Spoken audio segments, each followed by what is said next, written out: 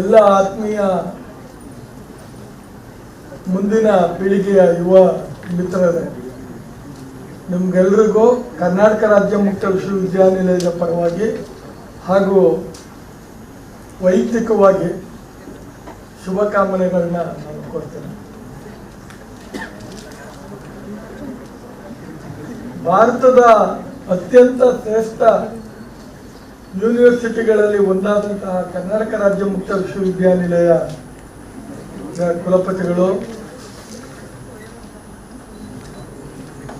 ಅನುಭವಿ ಆಡಳಿತಗಾರರು, ಶಿಕ್ಷಣ ತಜ್ಞರು, ಮೇಧಾವಿಗಳು ಆದ ಡಾಕ್ಟರ್ ಅಲ್ಸೆ ಅವರು ಬಸವಣ್ಣನವರ ಕಾಯಕ ತತ್ವಗಳಲ್ಲಿ ನಂಬಿಕೆ ಇಟ್ಟಂಥವರು. ಅವರ ಮಾರ್ಗದರ್ಶನದಲ್ಲಿ ನಾವು ಈ ಒಂದು ತರಬೇತಿ 53 ದಿನದ ತರಬೇತಿಯನ್ನು ಇಟ್ಟಾನೆ ಮುಗಿಸ್ತಾ ಇದ್ದೀವಿ. ಪ್ರತಿಯೊಂದು ಪ್ರೊಫೆಸರ್ ಹಲ್ಸೆ ಅವರು ಬೀದರ್ ಜಿಲ್ಲೆಯ ಬೈಗಾನ್ ಗ್ರಾಮದ ಪೂಜ್ಯರಾದ ಶರಣಪ್ಪ ವೈದ್ಯನಾಥ ಹಲ್ಸೆ ಸರಸ್ವತಿ ದಂಪತಿಗಳ ಸುಪುತ್ರರು. BSc MSc ಎಲೆಕ್ಟ್ರಾನಿಕ್ಸ್, ಅನ್ವಯಿಕ ಎಲೆಕ್ಟ್ರಾನಿಕ್ಸ್ ಅಲ್ಲಿ ಮೊದಲನೇ ದರ್ಜೆ ಮತ್ತು ರ್ಯಾಂಕ್ ಅಲ್ಲಿ ಅವರು ಗುಲ್ಬರ್ಗಾ ಯೂನಿವರ್ಸಿಟಿಯಿಂದ ಪದವಿಯನ್ನು ಪಡೆದರು. ಅದಾದ ನಂತರ ಗುಲ್ಬರ್ಗಾದ ಶರಣ ಬಸವೇಶ್ವರ ವಿಜ್ಞಾನ ಕಾಲೇಜಿನಲ್ಲಿ ಉಪನ್ಯಾಸಕರಾಗಿ, ಹಿರಿಯ ಅಧ್ಯಾಪಕರಾಗಿ, ಬಿಜಾಪುರ ಮಹಿಳಾ ವಿವಿ ಡೀನ್ ಮತ್ತು ಪ್ರಾಧ್ಯಾಪಕರಾಗಿ, ಗುಲ್ಬರ್ಗಾ ಯೂನಿವರ್ಸಿಟಿ ಪರೀಕ್ಷಾಂಗ ಕುಲಸಚಿವರಾಗಿ, ಆಡಳಿತ ಕುಲಸಚಿವರಾಗಿ, ದಾವಣಗೆರೆ ಯೂನಿವರ್ಸಿಟಿ ಕುಲಸಚಿವರಾಗಿ ಹಾಗೂ ಅದೇ ವಿಶ್ವವಿದ್ಯಾನಿಲಯದ ಕುಲಪತಿಗಳಾಗಿ ಸೇವೆಯನ್ನು ಸಲ್ಲಿಸಿದ ಹೆಗ್ಗಳಿಕೆ ಪ್ರೊಫೆಸರ್ ಹಲ್ಸೆ ಅವರು. ಪ್ರೊಫೆಸರ್ ಅವರು ಸಂಶೋಧನಾ ಕ್ಷೇತ್ರದಲ್ಲಿ 27 ವರ್ಷದ ದೀರ್ಘವಾದ ಅನುಭವವನ್ನು ಹೊಂದಿದ್ದಾರೆ. ಬೋಧನಾನುಭವ 35 ವರ್ಷಗಳ ದೀರ್ಘವಾದ ಬೋಧನಾನುಭವ ಅವರಿಗೆ ಇದೆ. ಇವರ ಮಾರ್ಗದರ್ಶನದಲ್ಲಿ PhD MPhil ಪದವಿ ಪಡೆದಿರುವವರ ಸಂಖ್ಯೆ 40ಕ್ಕೂ ಹೆಚ್ಚು ಮಂದಿಗಳು. ವಿದೇಶಗಳಲ್ಲಿ ಸಂದರ್ಶಕ ಪ್ರಾಧ್ಯಾಪಕರಾಗಿ, ಅಂತಾರಾಷ್ಟ್ರೀಯ ರಾಷ್ಟ್ರೀಯ ಮಟ್ಟದ ವಿಚಾರ ಸಂಕಿರಣಗಳು, ವಿಚಾರಗೋಷ್ಠಿಗಳ ಅಧ್ಯಕ್ಷರಾಗಿ, ಇವರು ಬರೆದಿರ್ತಕ್ಕಂಥ ಪ್ರೌಢ ಪ್ರಬಂಧಗಳು ಅಂತಾರಾಷ್ಟ್ರೀಯ ಜರ್ನಲ್ ಮತ್ತು ನಮ್ಮ ರಾಷ್ಟ್ರೀಯ ಜರ್ನಲ್ಗಳಲ್ಲಿ ಪ್ರಕಟವಾಗಿರ್ತಕ್ಕಂಥದ್ದು. ನ್ಯಾಕ್ ಸಮಿತಿ ಸದಸ್ಯರು, UGC ನ್ಯಾಕ್ ಕಮಿಟಿ ಸದಸ್ಯರು, ಕುಲಪತಿಗಳ ಶೋಧನಾ ಸಮಿತಿ ಸದಸ್ಯರು, ಹೀಗೆ ಅನೇಕ ಮಜಲುಗಳಲ್ಲಿ ಕೆಲಸವನ್ನ ಮಾಡಿ ಅವರ ಪೂರ್ಣ ಅನುಭವವನ್ನ ನಮ್ಮ ಕರ್ನಾಟಕ ರಾಜ್ಯ ಮುಕ್ತ ವಿಶ್ವವಿದ್ಯಾನಿಲಯದ ಪೂರ್ಣ ಬೆಳವಣಿಗೆಗೆ, ಈಗ ಎಲ್ಲ ಗೊತ್ತು ನಮ್ಮ ಮಕ್ಕಳು ಉತ್ತರ ಕರ್ನಾಟಕದಿಂದ ಬಂದಿರೋರಿಗೆ ಎಷ್ಟು ಚೆನ್ನಾಗಿ, ಇಲ್ಲಿರೋರಿಗೆಲ್ಲ ಎಷ್ಟು ಚೆನ್ನಾಗಿ ಯೂನಿವರ್ಸಿಟಿ ನಡೀತಾ ಇದೆ ಅಂತೇಳಿ, ಅದಕ್ಕೆಲ್ಲ ಪೂರ್ಣವಾದ ಜವಾಬ್ದಾರಿ ಪ್ರೊಫೆಸರ್ ಹಲ್ಸೆ ಸಾಹೇಬರು.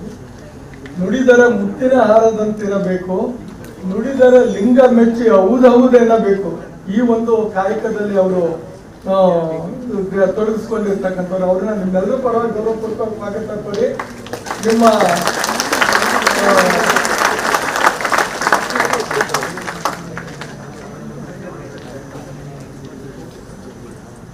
ಈಗ ನಿಮ್ಗೆಲ್ಲ ಒಂದು ಮೋಟಿವೇಶನ್ ಇದಕ್ಕೆ ಯಾವ ರೀತಿ ಇದು ಮಾಡ್ಕೊಳ್ಳೋದಿರ್ಬೇಕು ಅನ್ನೋದ್ರ ಬಗ್ಗೆ ಬಂದಿರ್ತಕ್ಕಂಥವ್ರು ಗೌರವಾನ್ವಿತರಾದ ಬೆಂಗಳೂರು ಗ್ರಾಮಾಂತರ ಜಿಲ್ಲೆಯ ಗೌರವಾನ್ವಿತ ದೇವರಾಜು ಮತ್ತು ಉಷಾದೇವಿ ದಂಪತಿಗಳ ಸುಪುತ್ರರಾದ ಡಿ ಮಹೇಶ್ ಕುಮಾರ್ ಅವರು IFS 2011ರಲ್ಲಿ ಅವರು ಪಾಸ್ ಮಾಡಿದ್ರು.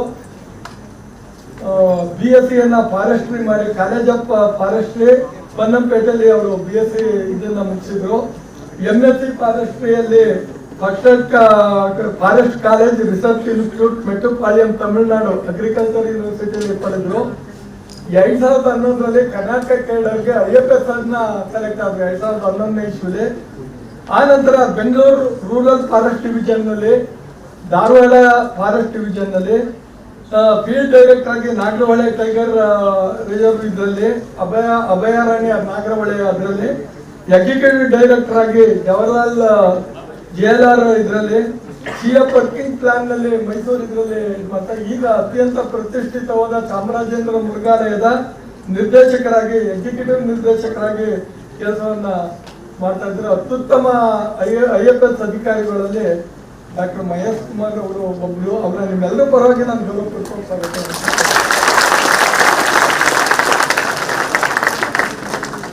ಗೌರವಾನ್ವಿತರೆ,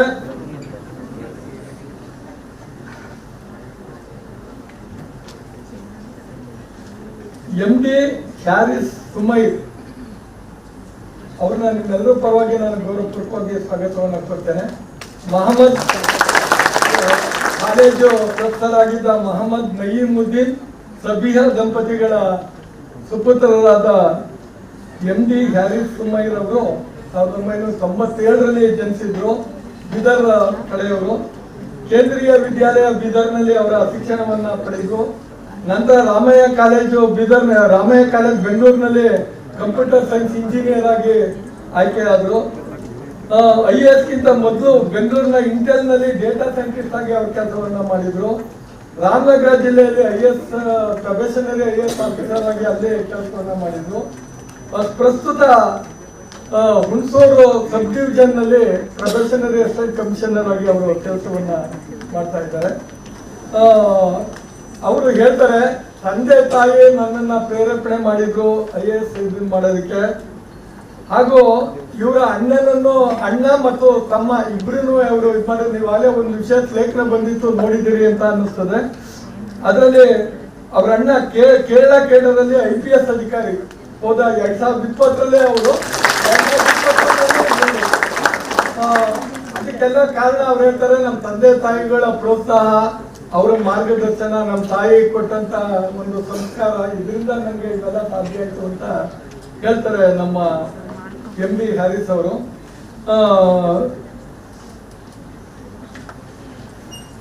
270ನೇ ರ್ಯಾಂಕ್ ತಗೊಂಡ್ರು ಇಡೀ ಭಾರತಕ್ಕೆ. ಇದರಲ್ಲಿ 270ನೇ ರ್ಯಾಂಕ್. ಅವ್ರಿಗೆ ಅವರ ಸಹೋದರ ಸುಮೈರ್ ಅವರು ಕೇರಳ ಬ್ಯಾಚ್ನ IPS ಅಧಿಕಾರಿ ಅವರು. ಈಗ ಅವರು ಕೂಡ ಇವ್ರಿಗೆ ಮಾರ್ಗದರ್ಶನ ಮಾಡಿದ್ರು. ಈಗ ನೀವು ನಿಮ್ಮ ತಮ್ಮದರಿಗೆ ತಂಗಿರಿಗೆ ನೀವು ಇದೇ ತರ ಈ ಒಂದು ರೋಲ್ ಮಾಡೆಲ್ ಆಗಿ ನೀವು ಮಾರ್ಗದರ್ಶನ ನೀಡಬೇಕು. ಮುಂದೆ ಪೀಳಿಗೆ ನೆಕ್ಸ್ಟ್ ನೀವು ಅವನ್ನ ಬೆಳೆಸ್ಬೇಕು. ನೀವು ಆಗೋದೇ ಇಲ್ಲ, ಅವ್ರಿಗೂ ಆಗಲಿಕ್ಕೆ ಅವಕಾಶ ಮಾಡಿಕೊಡ್ಬೇಕು. ಸೊ ಮಹಮ್ಮದ್ ಹ್ಯಾರಿಸ್ ಅವ್ರನ್ನ ನಿಮ್ಮೆಲ್ಲರ ಪರವಾಗಿ ನಾನು ಗೌರವಪೂರ್ವಕ ಸ್ವಾಗತವನ್ನು ಕೊಡ್ತೀನಿ. ನಮ್ಮ ಕರ್ನಾಟಕ ರಾಜ್ಯ ಮುಕ್ತ ವಿಶ್ವವಿದ್ಯಾಲಯದ ಮತ್ತೊಬ್ಬರು ಅತ್ಯಂತ ಪ್ರಮುಖರಾದಂಥವರು ನಮ್ಮ ಪ್ರೊಫೆಸರ್ KLN ಮೂರ್ತಿ ಅವರು, ರಿಜಿಸ್ಟ್ರಾರ್ ಅವರು ಕೂಡ ಇತಿಹಾಸ ತಜ್ಞರು. ಶಿವಮೊಗ್ಗ ತುಮಕೂರಿನ ಕುವೆಂಪು ನಗರದ ಲಕ್ಷ್ಮೀ ನರಸಿಂಹಯ್ಯ ಲಕ್ಷ್ಮೀದೇವಮ್ಮ ದಂಪತಿಗಳ ಸುಪುತ್ರರು. ಸ್ನಾತಕೋತ್ತರ ಇತಿಹಾಸ ಪದವಿಯನ್ನು ಪಡೆದು 25 ವರ್ಷಗಳ ಸೇವಾ ಅನುಭವವನ್ನು ಅವರು ಪಡೆದಿದ್ದಾರೆ. ನಮ್ಮ ಅತ್ಯಂತ ಅನುಭವಿ ಇತಿಹಾಸ ಪ್ರಾಧ್ಯಾಪಕರು, ಬೋಧನೆ, ಸಂಶೋಧನೆ, ಆಡಳಿತ, ಹೀಗೆ ಶೈಕ್ಷಣಿಕ ರಂಗದಲ್ಲಿ ತಮ್ಮದೇ ಆದ ವಿಶೇಷ ವ್ಯಕ್ತಿತ್ವವನ್ನು ಹೊಂದಿರತಕ್ಕಂಥವರು ಪ್ರೊಫೆಸರ್ KLN ಮೂರ್ತಿ ಅವರು. 50ಕ್ಕೂ ಹೆಚ್ಚು ಸಂಶೋಧನಾ ಲೇಖನವನ್ನು ಅವರು ಪ್ರಕಟಿಸಿದ್ದಾರೆ. ಇತಿಹಾಸ ವಿಷಯ ಕೇಂದ್ರಿತವಾದ 10 ಕೃತಿಗಳನ್ನ ಅವರು ರಚನೆ ಮಾಡಿದ್ದಾರೆ. ಆದರ್ಶ ಪ್ರಾಧ್ಯಾಪಕರಾಗಿ, ವಿಭಾಗದ ಮುಖ್ಯಸ್ಥರಾಗಿ, ಶೈಕ್ಷಣಿಕ ಮಂಡಳಿ ಸದಸ್ಯರಾಗಿ, ಹಲವಾರು ವಿಶ್ವವಿದ್ಯಾನಿಲಯದ ಅಧ್ಯಯನ ಮತ್ತು ಪರೀಕ್ಷಾ ಮಂಡಳಿ ಸದಸ್ಯರಾಗಿ, ಮುಖ್ಯಸ್ಥರಾಗಿ ಅಗಾಧವಾದ ಅನುಭವವನ್ನ ಗಳಿಸಿಕೊಂಡಿರ್ತಕ್ಕಂಥವರು. ನ್ಯಾಕ್ ತಂಡದ ಸಂಯೋಜಕರಾಗಿ, ಉತ್ತಮ ಆಡಳಿತಗಾರರಾಗಿ ಅವರು ತಮ್ಮನ್ನ ಗುರುತಿಸಿಕೊಂಡಿದ್ದಾರೆ. ಈಗ ಪ್ರಸ್ತುತ ಕರ್ನಾಟಕ ರಾಜ್ಯ ಮುಕ್ತ ವಿಶ್ವವಿದ್ಯಾನಿಲಯದ ಕುಲಸಚಿವರಾಗಿ ಅವರು ಕೆಲಸವನ್ನ ನಮ್ಮ ಕುಲಪತಿಗಳಿಗೆ ಬಲಗೈಯಾಗಿ ಅವರು ಕೆಲಸವನ್ನ ಮಾಡ್ತಾ ಇದ್ದಾರೆ. ಅವ್ರನ್ನ ನಿಮ್ಮೆಲ್ಲರೂ ಕೂಡ ಗೌರವಪೂರ್ವಕ ಸ್ವಾಗತವನ್ನು ಕೊಡ್ತಾರೆ.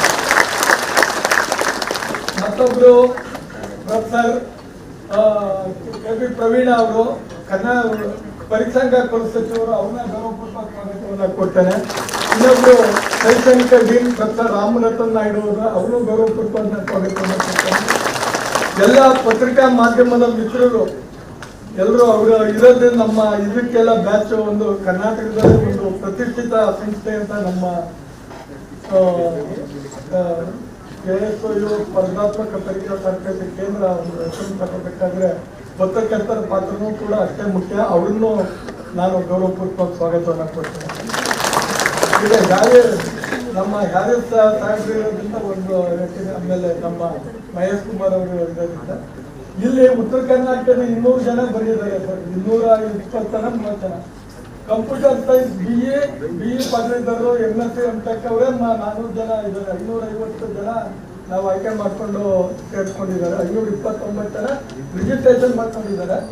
ಅದರಲ್ಲಿ ನಾವು ಅವ್ರಿಗೆ ಕೊಡ್ತಾ ಇದ್ದೀವಿ. ಅದಲ್ಲದೆ ನಮ್ಮ ಕುಲಪತಿಗಳು ತಮ್ಮ ಉದಾರವಾಗಿ ₹200 ಒಬ್ಬ ಹಾಸ್ಟೆಲ್ ಇರೋರಿಗೆ ₹200 ಸರ್. ಹೊರಗಡೆಯಿಂದ ಬಂದಂಥವ್ರಿಗೆ ನಮ್ಮ ಕುಲಪತಿಗಳು ಉದಾರವಾಗಿ 50 ರೂಪಾಯಿಗೆ, ಒಂದು ದಿನಕ್ಕೆ 50 ರೂಪಾಯಿ, 200 ರೂಪಾಯಿಂದ 50 ರೂಪಾಯಿ ಕೊಟ್ಟು ಅವ್ರಿಗೆ ಇದು ಮಾಡಿಕೊಂಡು ಮಧ್ಯಾಹ್ನ ಎಲ್ಲ ಲೈಬ್ರರಿ, ಒಳ್ಳೆ ವೆರಿ ಗುಡ್ ಲೈಬ್ರರಿ, ಇಲ್ಲೇ ಲೈಬ್ರರಿ ಇದೆ, ಒಳ್ಳೆ ಇದ್ದಿದೆ, ಒಳ್ಳೆ ಗುಡ್ ಹಾಸ್ಪಿಟಲ್, ಪಕ್ಕದಲ್ಲೇ ಹಾಸ್ಪಿಟಲ್ ಇದೆ, ಎಲ್ಲಕ್ಕೂ ಅನುಕೂಲ ಇರುವಂತ ಒಂದು ಬರ್ತಕ್ಕಂಥದ ಒಂದು ಕಾಂಪಿಟೇಟಿವ್ ಎಕ್ಸಾಮಿನೇಷನ್ ಟ್ರೈನಿಂಗ್ ಸೆಂಟರ್ಲಿ ಈ ತರಬೇತಿ ಕೇಂದ್ರ ಒಂದು ಅಂತ ಹೇಳಿ ಮತ್ತೊಮ್ಮೆ ಎಲ್ಲರಿಗೂ ನಾನು ಶುಭವನ್ನು ಕೊಡ್ತಾ,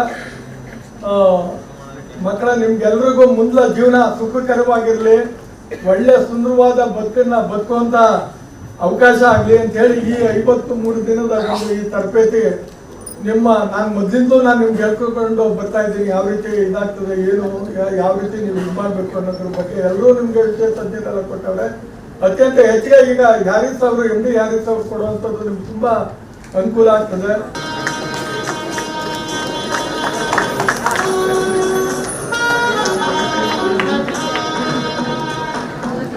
ಪುಸ್ತಕ ಬಿಡುಗಡೆ ಮಾಡಿ ಏಕನೇ ನಮ್ಮ ಜೊತೆಗೆ ಇರ್ತಕ್ಕಂಥ GH ಚಾಮರಾಜೇಂದ್ರ ಮೃಗಾಲಯದ ಕಾರ್ಯನಿರ್ವಾಹಕ ನಿರ್ದೇಶಕರಾದಂಥ ಶ್ರೀ ಡಿ ಮಹೇಶ್ ಕುಮಾರ್ ಸರ್ ಅವರು ಈ ಒಂದು ಕಾರ್ಯಕ್ರಮವನ್ನು ಕುರಿತು ಮಾತನಾಡಬೇಕು ಅಂತ ಅವರಿಗೆ ಕೇಳ್ಕೊತಾರೆ. And all other dignitaries on the stage, students, staff members, I welcome to all of you, and I wish you all a very happy good morning to all of you. Before beginning my speech, I want to ask you, why do you want to do IAS? Why? What is the motive of pursuing Indian Administrative Service or any other all India service, IFS, IPS, KS? Yaki? Why? Can anybody raise hand and answer? Anybody? Just raise hand and answer. Raise hand and then I will give you opportunity to answer. There are so many aspirants here, but not a single person is raising hand. Okay, anyways, I'll tell you. If anyone is there, they can just stand. Please continue. Why IAS?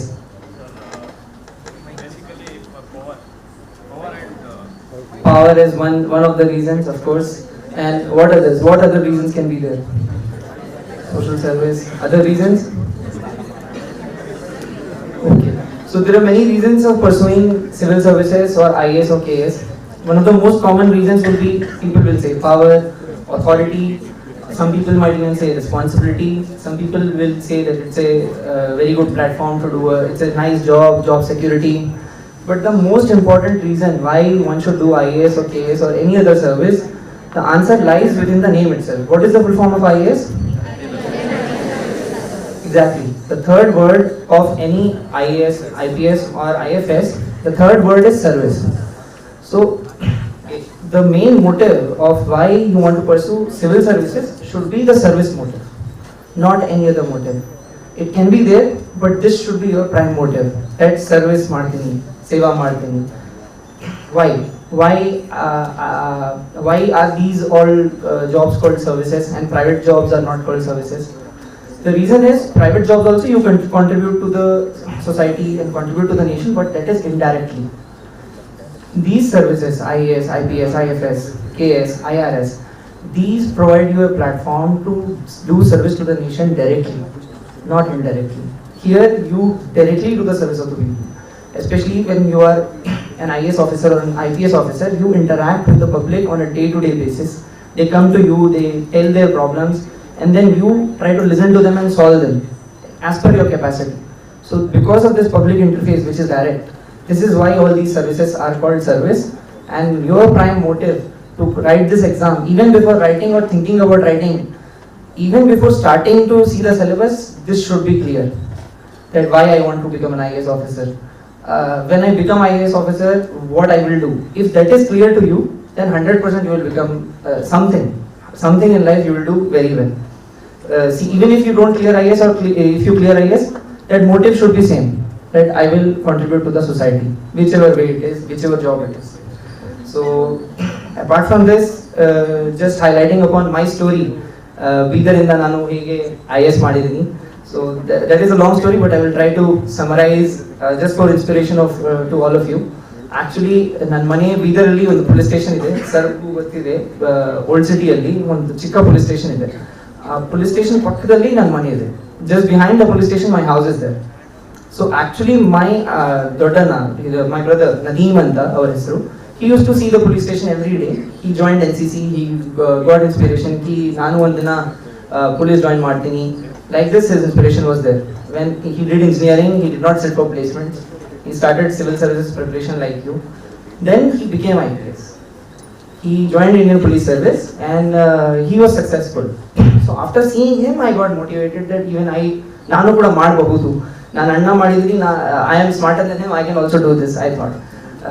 Then what happened one day was when he cleared the exam, Bidar DC was Ramchandra IAS sir.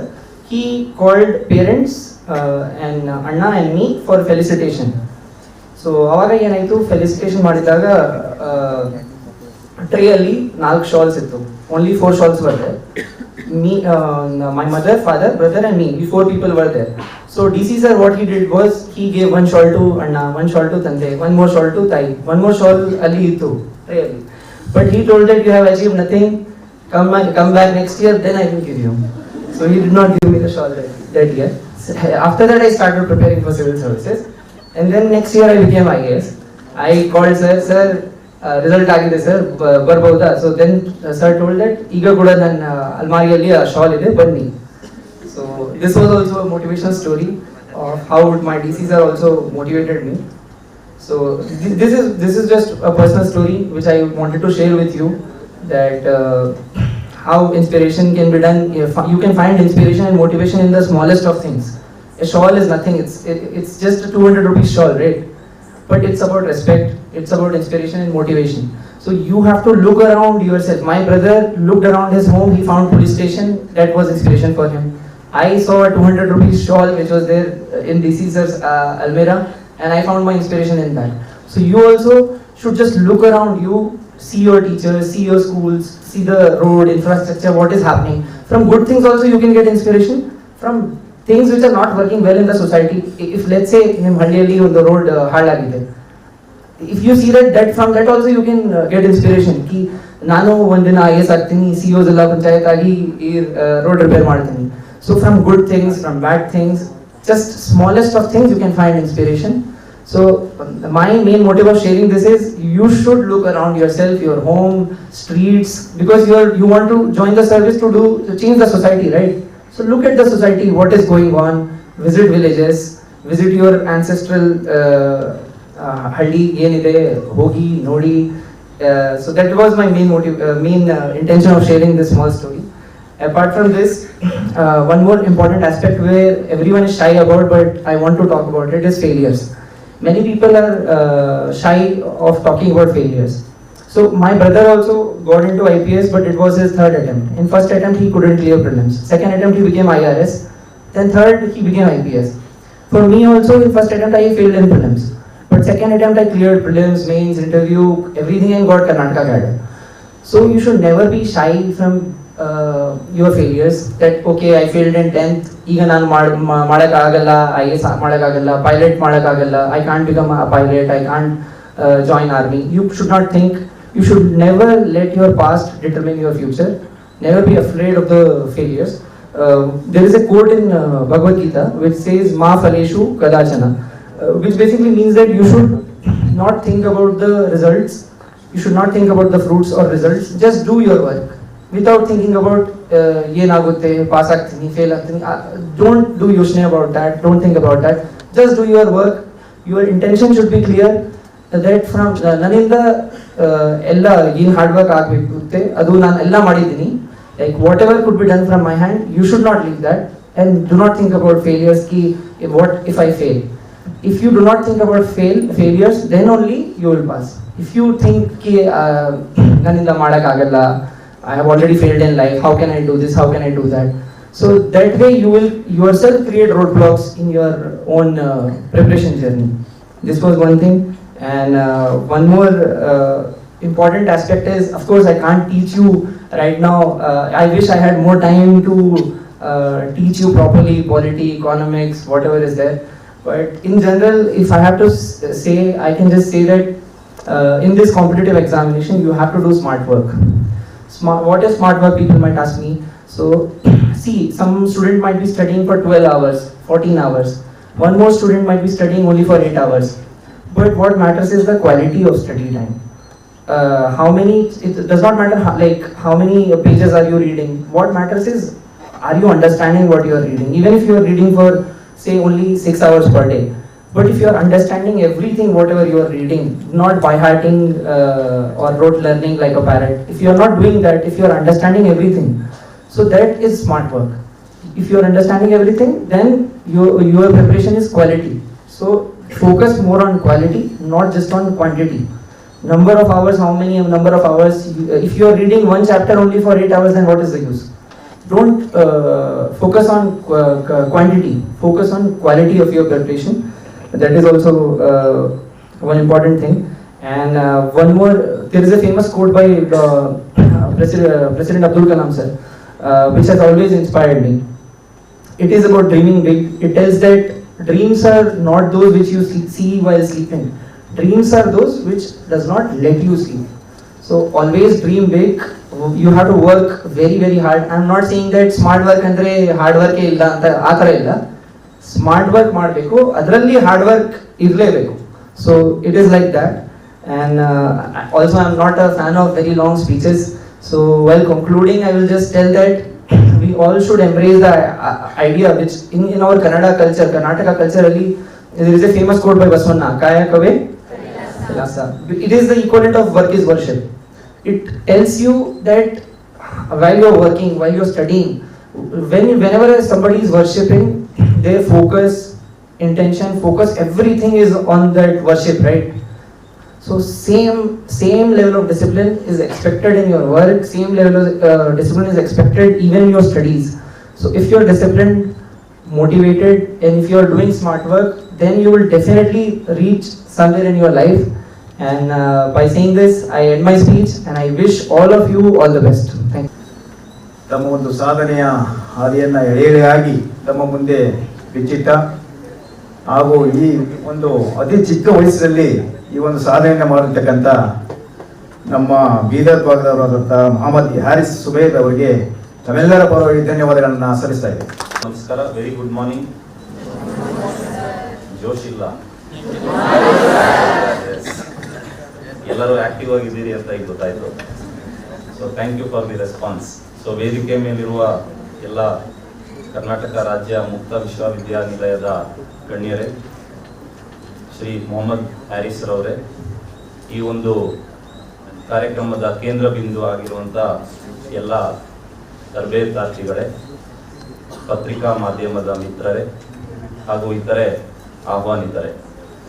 So ನೀವೆಲ್ಲರೂ ಸುಮಾರು ಒಂದು 50 ದಿವಸ ಈ ಒಂದು ಸಂಸ್ಥೆಯಲ್ಲಿ ಸಾಕಷ್ಟು ವಿಷಯಗಳ ಬಗ್ಗೆ ಅನೇಕ ರಿಸೋರ್ಸ್ ಪರ್ಸನ್ಗಳಿಂದ ಅವರ ಒಂದು ವಿಸ್ಡಮ್ ಇರ್ಬೋದು ಅಥವಾ ಅವರ ಒಂದು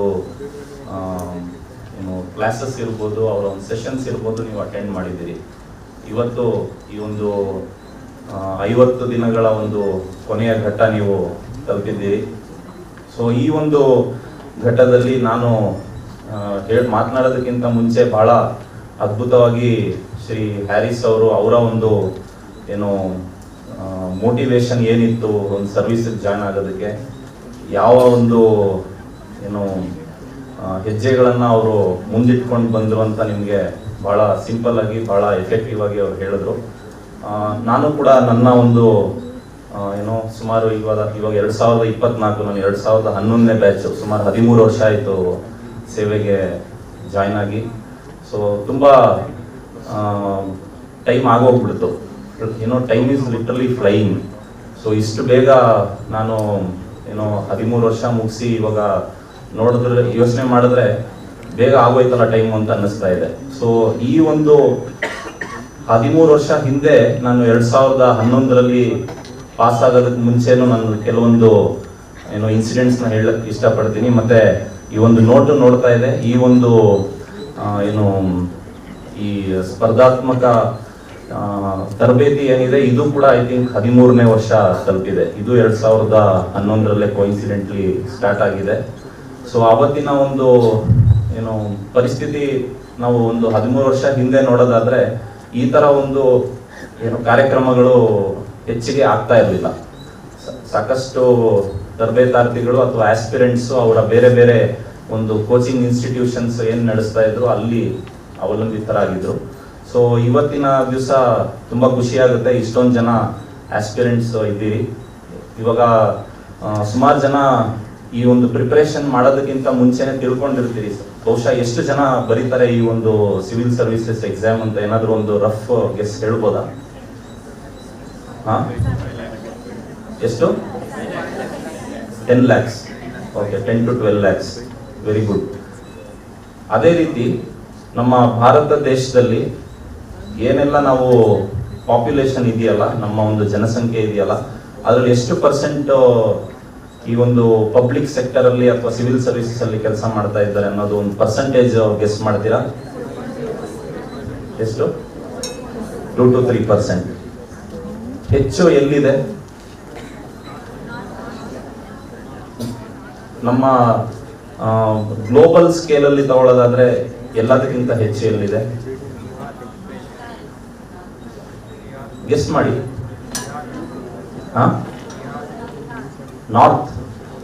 ನಾರ್ತ್ ಇಂಡಿಯಾ ಅಲ್ಲ, ನಾನು ಕೇಳ್ತಾ ಇರೋದು ವಿಶ್ವದಲ್ಲಿ. ಇರ್ಲಿ, ನಾರ್ಡಿಕ್ ಕಂಟ್ರೀಸ್ ಅಲ್ಲಿ ನಾರ್ವೆ, ಸ್ವೀಡನ್ ಈ ಒಂದು ಭಾಗದಲ್ಲಿ ಸುಮಾರು 30% ಸರ್ಕಾರಿ ಸೇವೆಗಳಲ್ಲಿ ಅವರು ಕೆಲಸವನ್ನು ಸಲ್ಲಿಸ್ತಾ ಇದ್ದಾರೆ.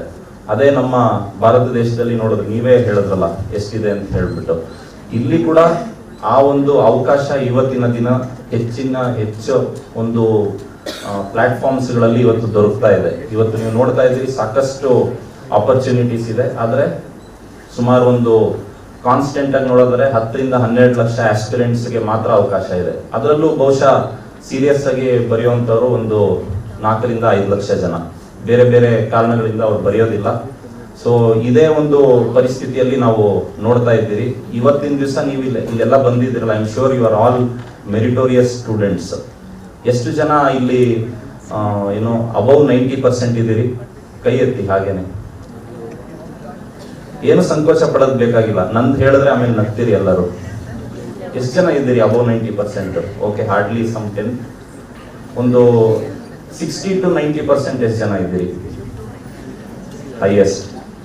ಸೊ ಇವಾಗ ನಾನು ನಿಮ್ಮ ಮುಂದೆ ನಿಂತು ಮಾತಾಡ್ತಾ ಇದ್ದೀನಿ, ನಂದು ಎಷ್ಟು ಪರ್ಸೆಂಟೇಜ್ ಇರ್ಬೋದು ಹೇಳ್ತೀರಾ? ಏನು ನಾನು ಹೇಳ್ತಾ ಇರೋದು ನಂದು PUC. ಎಷ್ಟು?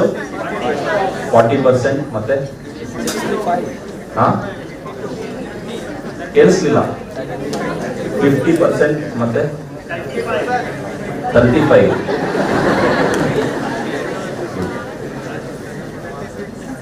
ಸೊ ನಂದು ಬರೀ 52% ಅಷ್ಟೇ. ಎಷ್ಟು ಹೇಳಿ? 52%. ಇವತ್ತು ನಾನು ಇಲ್ಲಿ ನೋಡಿದೆ ಸುಮಾರು ನನ್ನ ಕ್ಯಾಟಗರಿಯಲ್ಲೇ ಇಲ್ಲಿ ಕೂತಿದ್ದೀರಿ, ಹೌದಲ್ಲ? ಬಹಳಷ್ಟು ಜನ ನಾನೇನು ಗ್ರೇಡ್ಸ್ ಅಲ್ಲಿ ಪಾಸ್ ಆಗಿದೆ ಅಷ್ಟೇ ಇದ್ದೀರಿ. ಇಲ್ಲ, ನನ್ ಮುಂಚೆನೆ ಕೇಳಿದೆ, ಅದರಲ್ಲೇ ಜಾಸ್ತಿ ಜನ ಇರೋದು, ನನ್ನ ಕ್ಯಾಟಗರಿಯಲ್ಲಿ ಇರೋರೇ ಜಾಸ್ತಿ ಜನ ಇರೋದು. That means if I can do, all of you who are present in this hall can do it easily. ಹೌದಾ? ಇದಕ್ಕೊಂದು ಒಳ್ಳೆ ಒಂದು ಎಕ್ಸಾಂಪಲ್ ಹೇಳ್ತೀನಿ. ನಾವು ಇಲ್ಲೇ, ನಾನು ಆಗ್ಲೇ ಯಾರೋ ನನ್ನ ಬಗ್ಗೆ ಇಂಟ್ರೊಡ್ಯೂಕ್ಷನ್ ಕೊಡ್ಬೇಕಾದ್ರೆ ಹೇಳ್ತಾ ಇದ್ರು, ನಾನು ಇಲ್ಲೇ ಸಮೀಪದಲ್ಲೇ ಇರುವಂತ ಒಂದು ಪೊನ್ನಂಪೇಟ್ ಫಾರೆಸ್ಟ್ರಿ ಕಾಲೇಜಲ್ಲಿ ಓದಿದ್ದು ಡಿಗ್ರಿ. ಸೊ ನಮ್ಮಲ್ಲಿ ಒಂದು ಆಲ್ ಇಂಡಿಯಾ ಟೂರ್ ಅಂತ ಇರುತ್ತೆ, exposure tour, study tour. So ಆವಾಗ ನಾವು ಒಂದು ಡೆಲ್ಲಿಯಲ್ಲಿ ಒಂದು ಕ್ಯಾಂಪಸ್ ಇದೆ, ICAR ಕ್ಯಾಂಪಸ್, ಪೂಸಾ ಕ್ಯಾಂಪಸ್ ಅಂತ ಹೇಳ್ತಾರೆ. ಕೇಳಿದ್ದೀರಾ? ಯಾರಾದರೂ ಡೆಲ್ಲಿಗೆ ಸೀರಿಯಸ್ ಆಗಿ ಪ್ರಿಪರೇಷನ್ ಆಗೋಕ್ಕೆ ಹೋಗೋರು ಆ ಒಂದು ವರ್ಡ್ನ ಕೇಳಿರ್ತೀರಿ.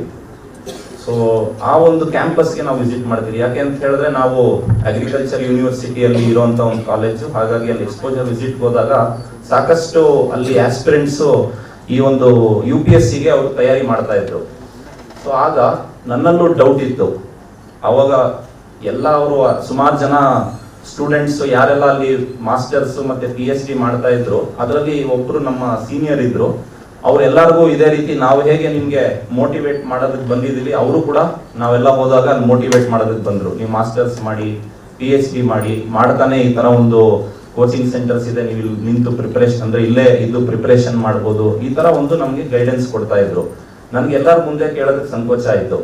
ನಾನು ಅವ್ರಿಗೆ ಪಕ್ಕದಲ್ಲಿ ಕರ್ಕೊಂಡೋಗಿ, ಸರ್ ನಾನು ಇಷ್ಟೇ ಪರ್ಸೆಂಟೇಜ್ ತೆಗ್ದಿರೋದು, ನಾನು ಪ್ರಿಪ್ರೇಷನ್ ಮಾಡೋದಕ್ಕೆ ಶುರು ಮಾಡಿದ್ರೆ ನನ್ನ ಕೈಲಿ ಕ್ಲಿಯರ್ ಮಾಡೋಕ್ಕಾಗುತ್ತಾ ಅಂತ ಕೇಳಿದೆ.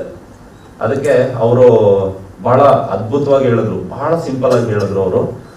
ಇಲ್ಲೇನು ಗೊತ್ತಾ ಮಹೇಶ್, ಬಹಳ ಸಿಂಪಲ್ ಫಾರ್ಮುಲಾ ಇದೆ. ಈ ಕ್ಯಾಂಪಸ್ ಹೇಗೆ ಅಂತ ಹೇಳಿದ್ರೆ, ಇಲ್ಲೊಂದು ಪಕ್ಕದಲ್ಲಿ ಯಾರ್ಯಾರು ಹಿಂಗೆ ನಡ್ಕೊಂಡು ಹೋಗ್ತಾರೋ ಈ ಕ್ಯಾಂಪಸ್ ಒಳಗಡೆ, ಸ್ವಲ್ಪ ಸಮಯ ಕಳೆದು ಹೋಗ್ತಾರೋ, ಎಲ್ಲರಿಗೂ ಪ್ರಿಪ್ರೇಷನ್ ಮಾಡಬೇಕು ಅಂತ ಒಂದು ಆಟಿಟ್ಯೂಡ್ ಇರುತ್ತೆ, ಎಲ್ಲರಿಗೂ ಒಂದು ಇಂಟ್ರೆಸ್ಟ್ ಇರುತ್ತೆ. ಇನ್ನ ನಿಮ್ಗೆ ಸಿಂಪಲ್ ಆಗಿ ಹೇಳಬೇಕು ಅಂತ ಹೇಳಿದ್ರೆ, ಈ ಕ್ಯಾಂಪಸ್ ಅಲ್ಲಿ ಒಂದು ಕತ್ತೆನೂ ನಡ್ಕೊಂಡು ಹೋಯ್ತು ಅಂತ ಹೇಳಿದ್ರೆ ಅದನ್ನು ಕೂಡ ಪಾಸ್ ಮಾಡುತ್ತೆ UPSC ಅಂತ ಹೇಳಿದ್ರು. ಸೊ ದಟ್ ಮೀನ್ಸ್ ನಾವು ಕತ್ತೆಗಿಂತ ಕಡೆ ಅಲ್ಲಲ್ಲ, ಹೌದಾ? ಬಟ್ ಕತ್ತೆ ಅಂತ ಹೇಳ್ಬಿಟ್ಟು ನಗೋಂಗೂ ಇಲ್ಲ. ಕತ್ತೆ is A very very important animal. ಯಾಕೆ ಹೇಳಿ? ಎಕ್ಸಲೆಂಟ್. ಸೊ ನಾವು ಹಾರ್ಡ್ ವರ್ಕ್ಗೆ ಯಾವುದೇ ತರ ಸಬ್ಸ್ಟಿಟ್ಯೂಟ್ ಇಲ್ಲ ನಮ್ಮಲ್ಲಿ ಮಾಡಬೇಕಾಗಿರೋಂಥ ಹಾರ್ಡ್ ವರ್ಕ್ಗೆ. ಅದಕ್ಕೆ ನಾನು ಅಲ್ಲಿಂದ ಒಂದು ಇನ್ಸ್ಪಿರೇಷನ್ ತಗೊಂಡು ಬಂದೆ. ಇವಾಗ ಅವ್ರು ಏನ್ ಹೇಳಿದ್ರು, ಇಷ್ಟು ಏನು ಒಂದು ಕತ್ತೆ ಕೂಡ ಈ ಕ್ಯಾಂಪಸ್ ಅಲ್ಲಿ ನಡ್ಕೊಂಡು ಹೋದ್ರೆ ಅದಕ್ಕೂ ಕೂಡ ಮಾಡುವಂತ ಒಂದು ಕ್ಷಮತೆ ಇದೆ ಅಂತ ಹೇಳಿದ್ರೆ ನನ್ನಲ್ಲಿ ಖಂಡಿತ ಇದೆ ಅಂತ ನನಗೆ ಫಸ್ಟ್ ಕಾನ್ಫಿಡೆನ್ಸ್ ಬಂತು. ಅದಾದ್ಮೇಲೆ ಈಗೇನು ನಾವು ಮೊಹಮ್ಮದ್ ಅವರು ಹೇಳ್ತಾ ಇದ್ರು, ನಮ್ಗೆ ಹಾರ್ಡ್ ವರ್ಕ್ ಇರಬೇಕು, ಮತ್ತೆ ಮೇನ್ ಬಂದು ಇಂಟೆಂಟ್ ಇರಬೇಕು.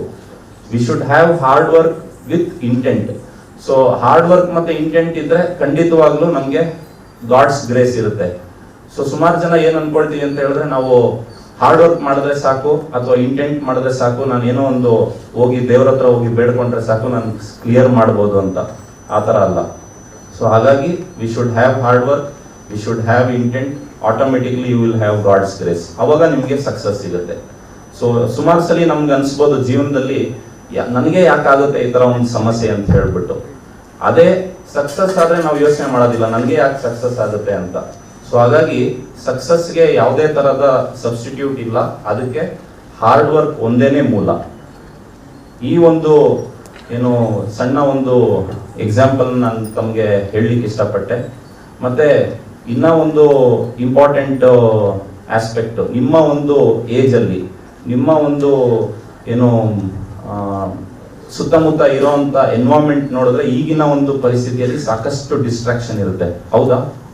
ತುಂಬಾ ಡಿಸ್ಟ್ರಾಕ್ಷನ್ ಇರುತ್ತೆ. ಯಾಕಂದ್ರೆ your own colleagues will be joining some other sector, they will start earning, then they will start going up in the ladder. ಈ ತರ ಒಂದು ನೀವು ಸ್ಟೇಜಸ್ ನೋಡ್ತಾ ಇರ್ಬೇಕಾದ್ರೆ ನಾನು ಬಹುಶಃ ಅಲ್ಲಿ ಇರ್ಬೇಕಾಗಿತ್ತೇನೋ ಅಂತ ನಿಮ್ಗೆ ಒಂದು ಕನ್ಫ್ಯೂಷನ್ ಬರ್ಬೋದು. ಸೊ ಅದಕ್ಕೆ you should have clarity in your mind. ಒಂದ್ಸಲಿ ನೀವು ಡಿಸೈಡ್ ಮಾಡಿದ್ದೀರಿ ಅಂತ ಹೇಳಿದ್ರೆ, come whatever may, you should reach the goal. Goal should always be fixed and you should never get deterred by such incidents in your life.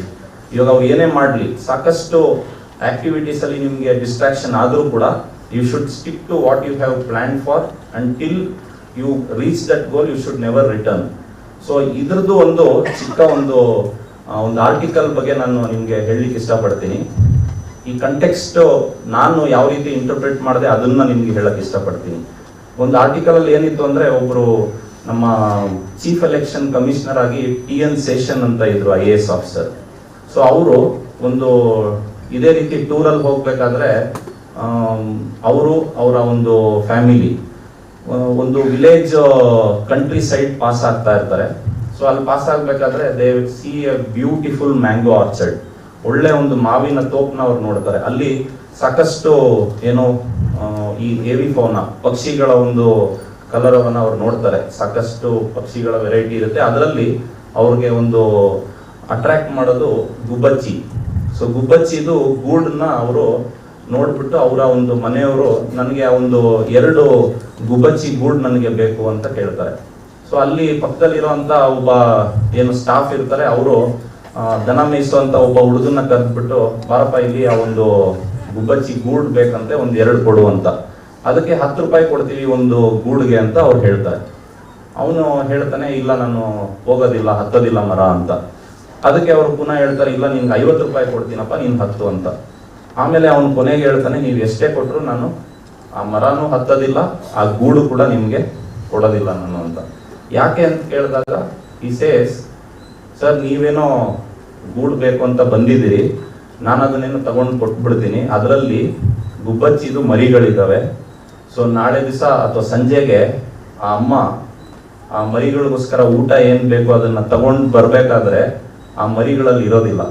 ಆ ಮರಿಗಳು ಇಲ್ಲದೆ ಇರೋದನ್ನ ನೋಡಿ ಅದು ಸಾಕಷ್ಟು ಏನೋ ಕಷ್ಟದಲ್ಲಿ, ಅದರ ದುಃಖದಲ್ಲಿ ಅದರ ಒಂದು ಜೀವನನ ಸಾಗಿಸ್ಬೇಕಾಗುತ್ತೆ.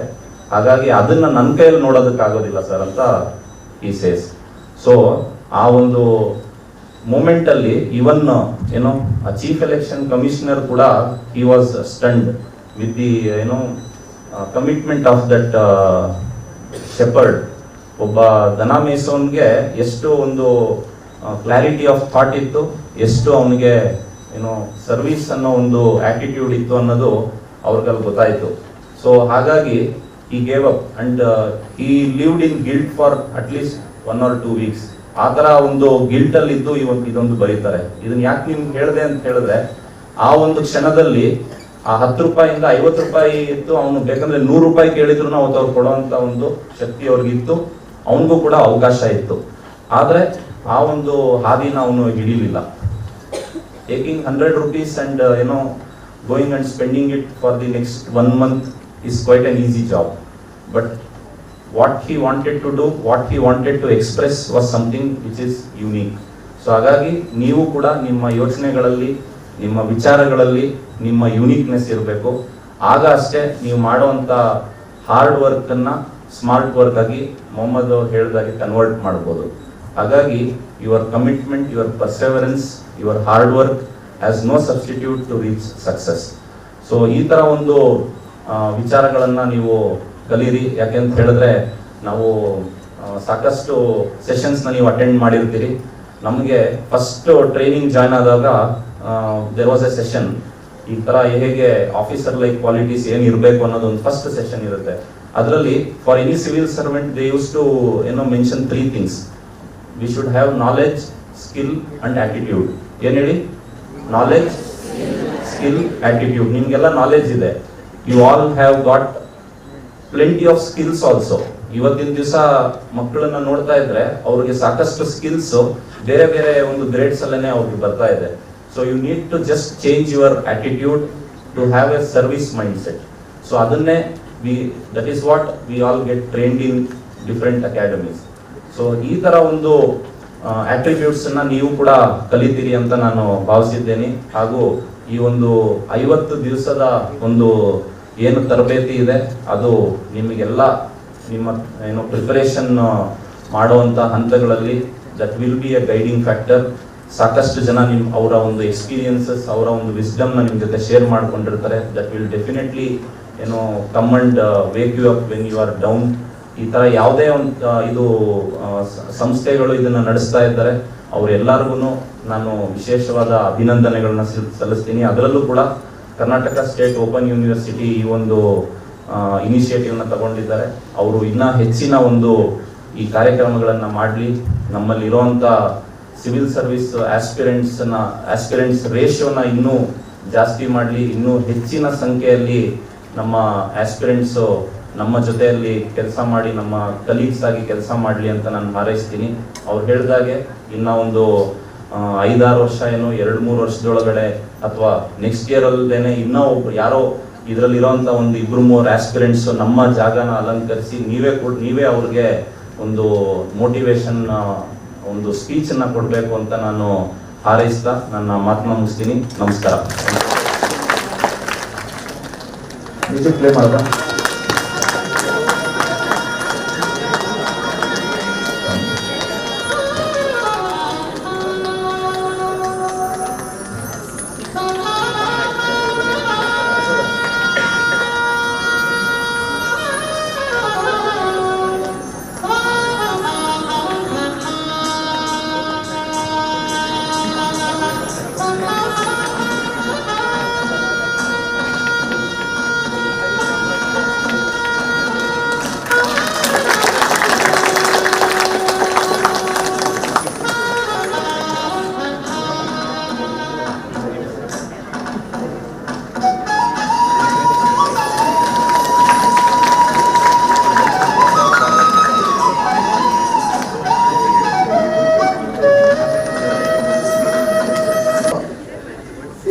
1997 born, just 26 years old. ನಮ್ಮ ಸತ್ಯನಾರಾಯಣಗೌಡ್ರು ಯಾಕೆ ಅವ್ರು ಕರೆಸಿದ್ರು ಅಂತಂದ್ರೆ, ಹೆಂಗಿರೋರು ಬಂದು ಈಗ ತಾನೇ ರೀಸೆಂಟ್ ಆಗಿ ಮುಗಿಸ್ಕೊಂಡ್ ಬಂದಿರೋರು ಮಾತಾಡಿದ್ರೆ ಅದರ ಮಾತು ಬಹಳ ಎಫೆಕ್ಟಿವ್ ಇರ್ತದೆ, ನಿಮ್ಮ ಮನಸ್ಸಿನ ಮೇಲೆ ಪರಿಣಾಮ ಬೀರುತ್ತೆ. ಅವ್ರು ಹೇಳಿದ್ದು ಒಂದೇ, ನೀವು 14-15 ಗಂಟೆ ಓದಿದ್ ಮುಖ್ಯ ಅಲ್ಲ, ನೀವು ಮನ್ಸಿಟ್ಟು 2 ಗಂಟೆ ಓದಿದ್ರು ಅದು ಸಾರ್ಥಕ. ನಾನು ಓದ್ತಾ ಇದ್ದೀನಿ ಅಂತೇಳಿ ವಾಟ್ಸಪ್ ನೋಡ್ಕೊಂಡು 12 ಗಂಟೆ ಓದೋದ್ಕಿಂತ ಎಲ್ಲ ಬದಿಗಿಟ್ಬಿಟ್ಟು ಒಂದು 3 hours ಬಹಳ ಕಾಮಾಗಿ ಅರ್ಥ ಮಾಡ್ಕೊಂಡ್ರೆ you have get successful of your competition examination. ನಮ್ಮ ವಿದ್ಯಾರ್ಥಿ ಹೇಗಿದ್ದಾರೆ ಅಂದ್ರೆ, ಟಿವಿ ನೋಡ್ಕೊಂಡು ಓದೋದು, ಮೊಬೈಲ್ ಇಟ್ಕೊಂಡು ಓದೋದು, ಅಥವಾ ಇನ್ನೊಬ್ರು ಯಾರೋ ಫ್ರೆಂಡ್ಸ್ ಹತ್ರ ಪುಸ್ತಕ ಇಟ್ಕೊಳ್ಳೋದು, ಅವ್ರ ಹತ್ರ ಮಾತಾಡೋದು, ಈ ತರ ಪ್ರಿಪ್ರೇಷನ್ ಆದ್ರೆ ಖಂಡಿತ ಸಕ್ಸಸ್ ಆಗಲ್ಲ. ಮನೆ ಮುಂದೆ ಒಂದು ಪೊಲೀಸ್ ಸ್ಟೇಷನ್ ಇದ್ದಿದ್ದು ನೋಡ್ಕೊಂಡು ನಾನು ಆ ತರ ಆಫೀಸರ್ ಆಗ್ಬೇಕು ಅಂತ ಆ ಬೈಕೆ ಇಟ್ಕೊಂಡು ಆ ಬೈಕೆ ಈಡೇರಿದೆಯಲ್ಲ, ಅದು ಸುಮ್ಮನೆ ಈಡೇರಿಲ್ಲ, ಅದಕ್ಕೆ ಪರಿಶ್ರಮ ಇದೆ. ಅದರಿಂದ ಅವರು ಅನೇಕ ತಿಂಗಳ ಕಾಲ ಶ್ರಮ ಹಾಕಿದ್ದಾರೆ. ನಾನು ಹಂಗೆ ಆಗ್ಬೇಕು ಅಂತ ಆಸೆ ಇಟ್ಕೊಂಡ್ರೆ ಆಗಲ್ಲ, ಆಸೆಗೆ ತಕ್ಕಂತೆ ನಮ್ಮ ಪ್ರಯತ್ನ ಆಗ್ಬೇಕು. ಅವ್ರಿಗೆ ಆ ಪೊಲೀಸ್ ಸ್ಟೇಷನ್ ಗುರಿ ಇತ್ತು, ಹಿಂದೆ ಪರಿಶ್ರಮ ಇತ್ತು.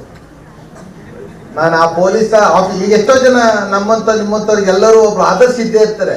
ಒಬ್ಬ ಟೀಚರ್ಸ್ ನೋಡಿ ನಾನು ಟೀಚರ್ ಆಗ್ಬೇಕು ಅಂತೀರ, ನಮ್ಮ ಹ್ಯಾರಿಸ್ ಅಂತ ನೋಡಿ ನಾನು IAS ಆಗ್ಬೇಕು. ಇವತ್ತು ಸತ್ಯನಾರಾಯಣಗೌಡ್ರು ಯಾಕೆ ಅವ್ರು ಕರೆಸಿದ್ದಾರೆ ಉದ್ದೇಶವಾಗಿ, ಮತ್ತೆ ಮಹೇಶ್ ಕುಮಾರ್ ಅವ್ರನ್ನ ಯಾಕೆ ಕರೆಸಿದ್ದಾರೆ ಅಂತಂದ್ರೆ, ಅವ್ರು ಇಬ್ರು ಹೆಂಗೆ ದಿಕ್ಕಿದ್ದಾರೆ. ಹಾಗಾಗಿ ಅವ್ರು ನೋಡಿ ನಾವು ಆ ತರ ಆಫೀಸರ್ ಆಗ್ಬೇಕು, ಒಂದು ಮನ್ಸಲ್ಲಿ ನಿಮ್ಗೆ ಬರ್ಬೇಕದು.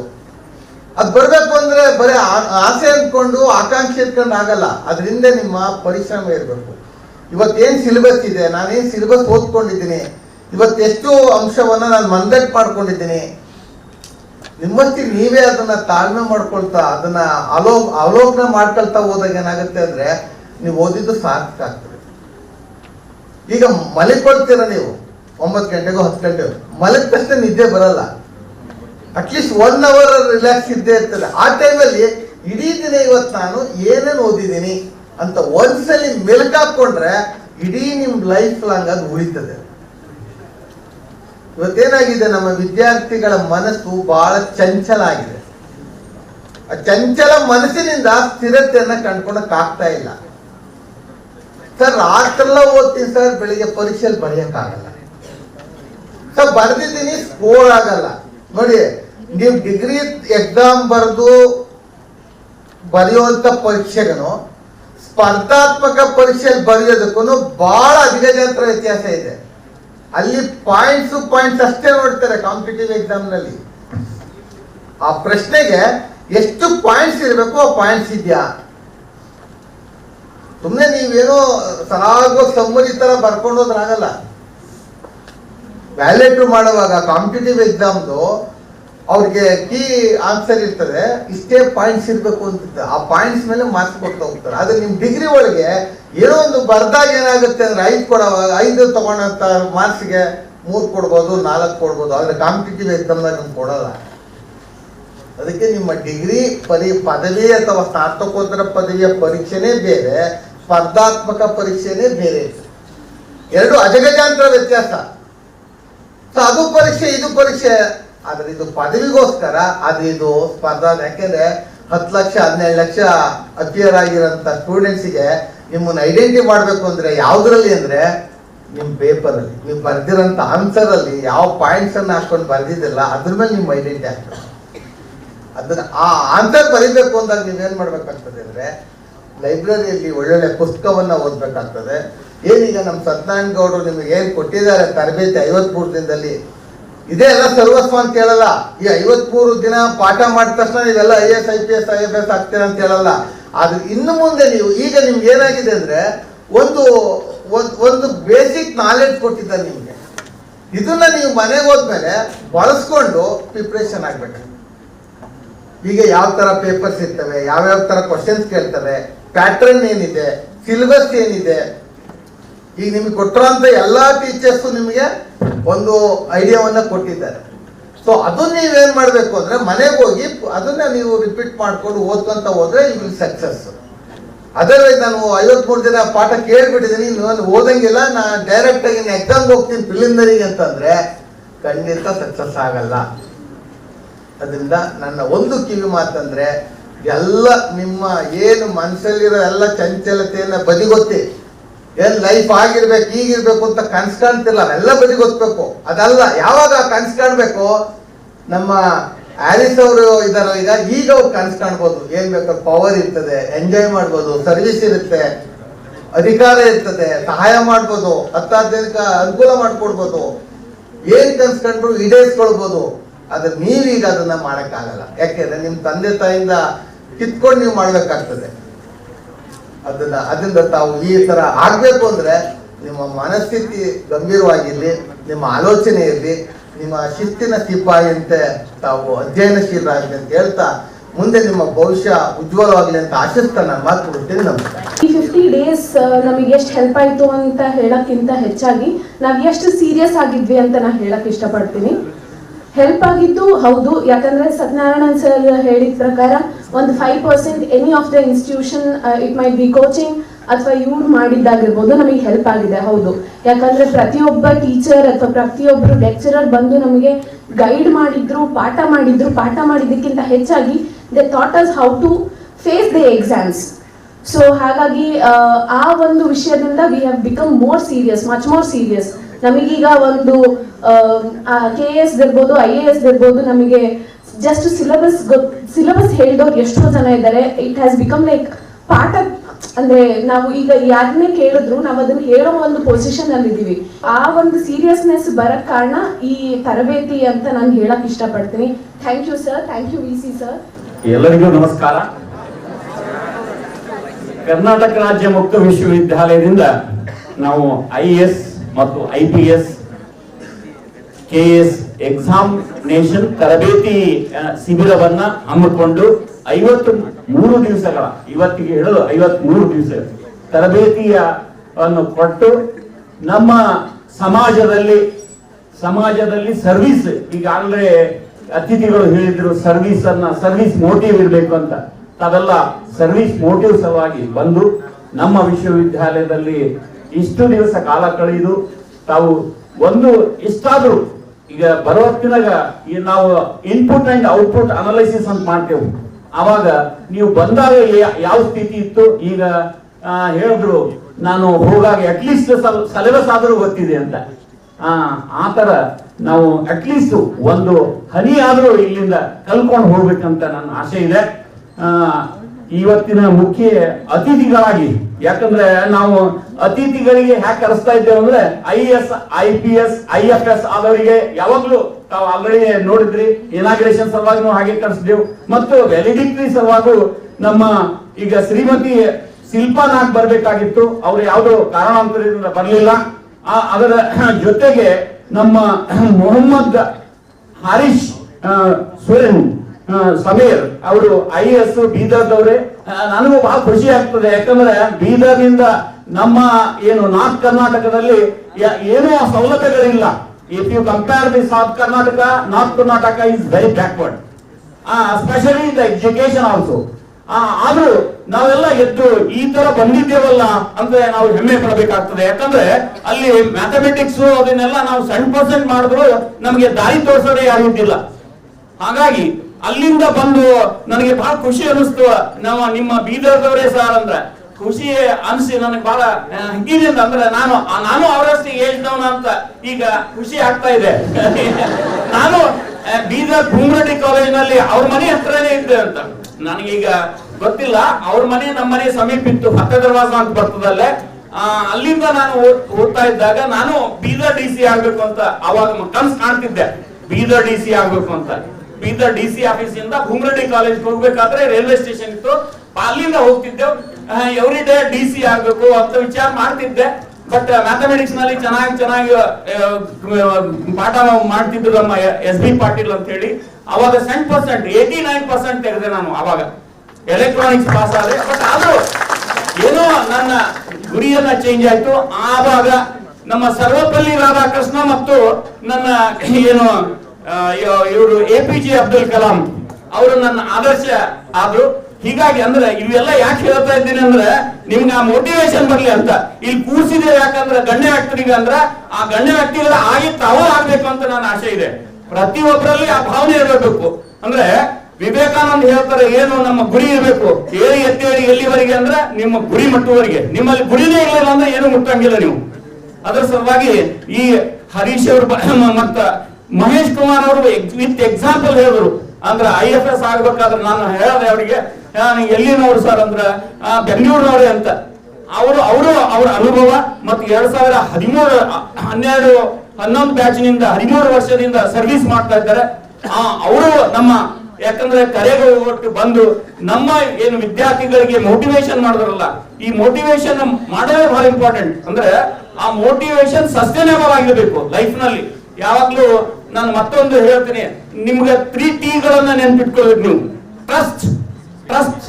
Trust your self, trust true for your work, try for your higher future. That is ಅದನ್ನು ವಿವೇಕಾನಂದ ಹೇಳ್ತಾರೆ. Try true trust, that is very important. ನಾವು ನಮ್ಮನಲ್ಲೇ ಟ್ರಸ್ಟ್ ಮಾಡಂಗಿಲ್ಲ. ಯಾರು ಹೇಳ್ತಾರೆ ಇವ ಏನು IAS ಆಗ್ತಾನೆ, ಇವ ಏನು ಆಕ್ಚುಲಿ 2000 VC ನಾನೇ ಹೆಮ್ಮೆ ಹೇಳ್ಕೊಳಂಗಿಲ್ಲ. ಬಟ್ ಬೀದರ್ದಿಂದ ಯಾರು VCಗಳಾಗಿಲ್ಲ. ನನಗೇನ್ ಅಂತಿದ್ರು ಅವಾಗ 2017ರಲ್ಲಿ 12ರಲ್ಲೇ ನಾನು ರಿಜಿಸ್ಟರ್ ಇವ್ಯಾಲ್ಯೂಯೇಷನ್ ಆದೆ. ಗುಲ್ಬರ್ಗಾ ವಿಶ್ವವಿದ್ಯಾಲಯದಲ್ಲಿ ರಿಜಿಸ್ಟರ್ ಇವ್ಯಾಲ್ಯೂಯೇಷನ್ ಆದೆ. ಏನೋ ಕಾರಣಾಂತರದಿಂದ ರಿಜಿಸ್ಟರ್ ಇವ್ಯಾಲ್ಯೂಯೇಷನ್ 3 ವರ್ಷ ಮುಗಿಸಿ ರಿಜಿಸ್ಟರ್ ಆದೆ. 15 ದಿವಸ ಅಲ್ಲಿಂದ ತೆಗೆದು ಬಿಟ್ರು. ಮತ್ತೆ ನಾನು ದಾವಣಗೆರೆ ವಿಶ್ವವಿದ್ಯಾಲಯದ ರಿಜಿಸ್ಟರ್ ಆದೆ. ಅಲ್ಲಿಂದ ವೈಸ್ ಚಾನ್ಸಲರ್ ಆದೆ. ಅಂದ್ರೆ ಮನುಷ್ಯ ಛಲ ಬಿಡಬಾರ್ದು. ಛಲ ಬೇಕು ಶರಣಂಗೆ ಪರ ದೈವ ಬಲ್ಲೆನೆಂದು ಅಂತ. ಛಲ ಬೇಕು ಶರಣಂಗೆ ಪರಧನವ ಬಲ್ಲೆನೆಂಬ. ಅಂದ್ರೆ ಎಕ್ಸಾಂಪಲ್ ಹೆಂಗ್ ಹೇಳಿದ್ರು ಅವರು ಏನು ದನಕಾಯ ಹುಡುಗ ಅವನ ಬಳಿ ಎಷ್ಟು ಛಲ ಇತ್ತು ಅಂದ್ರೆ ನಾನು ಕೊಡಂಗಿಲ್ಲಪ್ಪ ಅಂತ. ಆ ಸಣ್ಣ ಮಕ್ಕಳು ಎಲ್ಲಿ ಹೋಗ್ಬೇಕು, ತಾಯಿ ಬಂದ್ರೆ ಹುಡುಕಾಡಿ ಬಂದ್ರೆ ಎಲ್ಲಿ ಹೋಗ್ತವೆ. ಅದರ ಸಲುವಾಗಿ ಅಂತ ಛಲ ಬೇಕು. ಬೇರೆಯವ್ರ ದೈವ ಬೇಡ, ಬೇರೆಯವ್ರ ದನ ಬೇಡ. ಆ ಛಲ ಅವತ್ತು ಕಂಟಿನ್ಯೂಸ್ ಆಗಿರ್ಬೇಕು. ನಿಮ್ಮ ಗುರಿಯನ್ನ ಮುಟ್ಟುವವರೆಗೆ ಕಂಟಿನ್ಯೂಸ್ ಆಗಿ ಆ ಛಲವಿರ್ಬೇಕು. ಇವರು ನಮ್ಮ ಅತಿಥಿಗಳು ಇಬ್ರು ಬಹಳ ಚೆನ್ನಾಗಿ ಮಾತಾಡಿದ್ರು. ಬಟ್ ಅವ್ರ ಅನುಭವಗಳು ಹೇಳಿದ್ರು. ನೀವು ಯಾವಾಗ್ಲೂ ಏನ್ ಮಾಡ್ಬೇಕು, ಅನುಭವಗಳನ್ನ. ಈಗ ಸರ್ವಪಲ್ಲಿ ರಾಧಾಕೃಷ್ಣನ್ ಯಾವಾಗ್ಲೂ ನನ್ನ ಮನಸ್ಸಿನಲ್ಲಿ ಇಟ್ಟು ನಾನು ಪ್ರೆಸಿಡೆಂಟ್ ಆಗ್ಬೇಕಂತೀನಿ. ಯಾಕಂದ್ರೆ ಹಿ was A professor in the philosophy year. ಅವರು ನಾನು ಪ್ರೆಸಿಡೆಂಟ್ ಆಗ್ಬೇಕು. ಮೊನ್ನೆ ನನಗೆ ಮಡಿಕೇರಿಯಲ್ಲಿ ಟಿವಿ ಸ್ಟೇಷನ್ ಅಲ್ಲಿ ಟಿವಿ ಸಂದರ್ಶನ ವೇಳೆ ನೀವು ಮುಂದೆ ಏನ್ ಮಾಡ್ಬೇಕಂತ್ರಿ ಸರ್, ನಾ ಪ್ರೆಸಿಡೆಂಟ್ ಅವ್ರಿಗೆ ಡಿಪ್ಲೊಮೆ ಆಗ್ತು ಆಗ್ಲಿ ಪರವಾಗಿಲ್ಲ. ಅಂದ್ರೆ ನನ್ನ ಆಶೆ ಇದೆ ಪ್ರೆಸಿಡೆಂಟ್ ಆಗ. ಅಂದ್ರೆ ಹಾಗೆ ನಿಮ್ಮಲ್ಲಿ ಹುಮ್ಮಸ್ಸಿರ್ಬೇಕು. ಅಂದ್ರೆ ಎಷ್ಟೋ ಹುಡುಗರು ನನಗೆ ಜ್ವರ ಬಂತು ಸರ್, ಅದು ಆಯ್ತು ಅಂದ್ರೆ ಸತತವಾಗಿ ಪ್ರಯತ್ನ ಇರಬೇಕು. ಈಗ ನಿಮ್ಮಲ್ಲಿ ಯಂಗ್ ಅಂಡ್ ಎನರ್ಜೆಟಿಕ್ ಈ ಟ್ರಾನ್ಸಿಷನ್ ಪೀರಿಯಡ್ ಇರ್ತದೆ ತಮ್ಮಲ್ಲಿ. ಆ ಟ್ರಾನ್ಸಿಷನ್ ಪೀರಿಯಡ್ ನಲ್ಲಿ ಎಲ್ಲಾ ಕಡೆ ಗಮನ ಕೊಡೋದೆ ನಮ್ಮ ಗುರಿಗೆ ಗಮನ ಕೊಡಬೇಕು.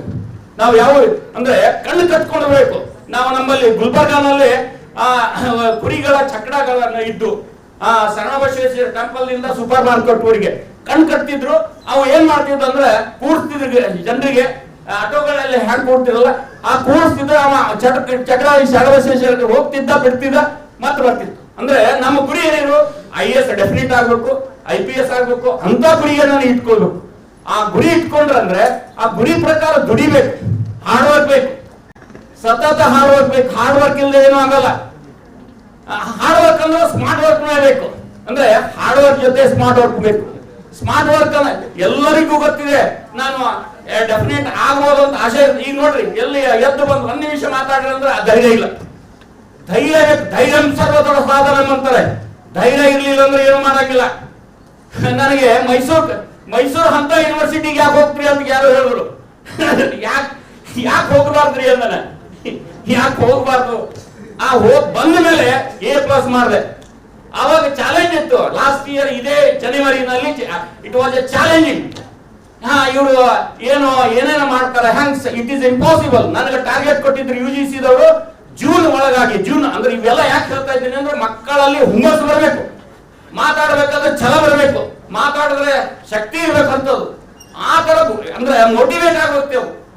ಅಲ್ಲೇ ಕೂತು ಅಂದ್ರೆ ಪ್ರತಿಯೊಬ್ಬರಲ್ಲಿ ಸಮಾಜ ಪರಿವರ್ತನೆ ಯಾವಾಗ ಆಗ್ತದೆ ಅಂದ್ರೆ ನಮ್ಮಲ್ಲಿ ಒಳ್ಳೆ ಭಾವನೆ ಇರಬೇಕು, ಆವಾಗ ಸಮಾಜ ಪರಿವರ್ತನೆ ಆಗ್ತದೆ. ನಾವು ಲಾಸ್ಟ್ ಟೈಮ್ ನಾನು ಜನವರಿಗೆ ಬಂದಾಗ ನನಗೆ ಟಾರ್ಗೆಟ್ ಏನ್ ಕೊಟ್ಟಿದ್ರು ಅಂದ್ರೆ ಜೂನ್ 30ರೊಳಗಾಗಿ ನೀವು ನ್ಯಾಕ್ ಅಸೆಸ್ಮೆಂಟ್ ಮಾಡಲಿಲ್ಲ ಅಂದ್ರೆ ನಿಮಗೆ ಮಾನ್ಯತೆ ಇಲ್ಲ. ನಾನು ಹೇಗೆ ಮಾಡಬೇಕು ಅಂದ್ರೆ ನಾನು ಬಂದ್ ಜಾಯಿನ್ ಆಗಿದ್ದು ನವೆಂಬರ್ನಲ್ಲಿ, ಆ ತಿಂಗಳಲ್ಲೇ ಮಾಡಬೇಕು. ರಾತ್ರಿ 8, 10, 11 ಈ ರಿಜಿಸ್ಟರ್ ಎಲ್ಲರಿಗೂ ಕೂಡಿಸಿ 1 ಗಂಟೆವರೆಗೆ ಕೂಡಿಸಿ ಕೆಲಸ ಮಾಡಿಸಿ ಕೆಲಸ ತೆಗೆಸಿ ನ್ಯಾಕ್ A+ ತರ್ತೆ. ನಮ್ಮ ಭಾರತದಲ್ಲಿ ಏಕೈಕ ವಿಶ್ವವಿದ್ಯಾಲಯ ಅತಿ ಹೆಚ್ಚು ಪ್ರೋಗ್ರಾಮ್ ಅನ್ನ ತಗೊಂಡಿದ್ದ ಈ ವರ್ಷ ನಮ್ಗೆ. ಅದರಲ್ಲಿ A+ ಸೆಕೆಂಡ್ ವಿಶ್ವವಿದ್ಯಾಲಯ. ಈ ನಮ್ಮ ಮಕ್ಕಳಿಗೆ ಯಾಕೆ ಹೇಳ್ತಾ ಇದ್ದೀನಿ ಅಂದ್ರೆ ನಿಮ್ಮಲ್ಲಿ ಆ ಛಲ ಬೇಕು. ಈಗ ಅದು ನ್ಯಾಕ್ ಆಗ್ಲಿಲ್ಲ ಅಂದ್ರೆ ನಮಗೆ ಅಡ್ಮಿಷನ್ ಆಗ್ತಿದ್ದಿಲ್ಲ, ನಮ್ಮ ಎಂಪ್ಲಾಯಿಗಳಿಗೆ ಸ್ಯಾಲರಿ ಇದ್ದಿದ್ದಿಲ್ಲ. ನ್ಯಾಕ್ ಆಗ್ತಿದ್ದಿಲ್ಲ ಅಂದ್ರೆ ನಾವು ಇನ್ಕಮ್ ಇಲ್ಲ, ನಮ್ಗೆ ಸೆಲ್ಫ್ ಫೈನಾನ್ಸ್ಡ್, ನಾವು ಯಾವ್ದು ಯಾರ ಮೇಲೂ ಡಿಪೆಂಡ್ ಇಲ್ಲ.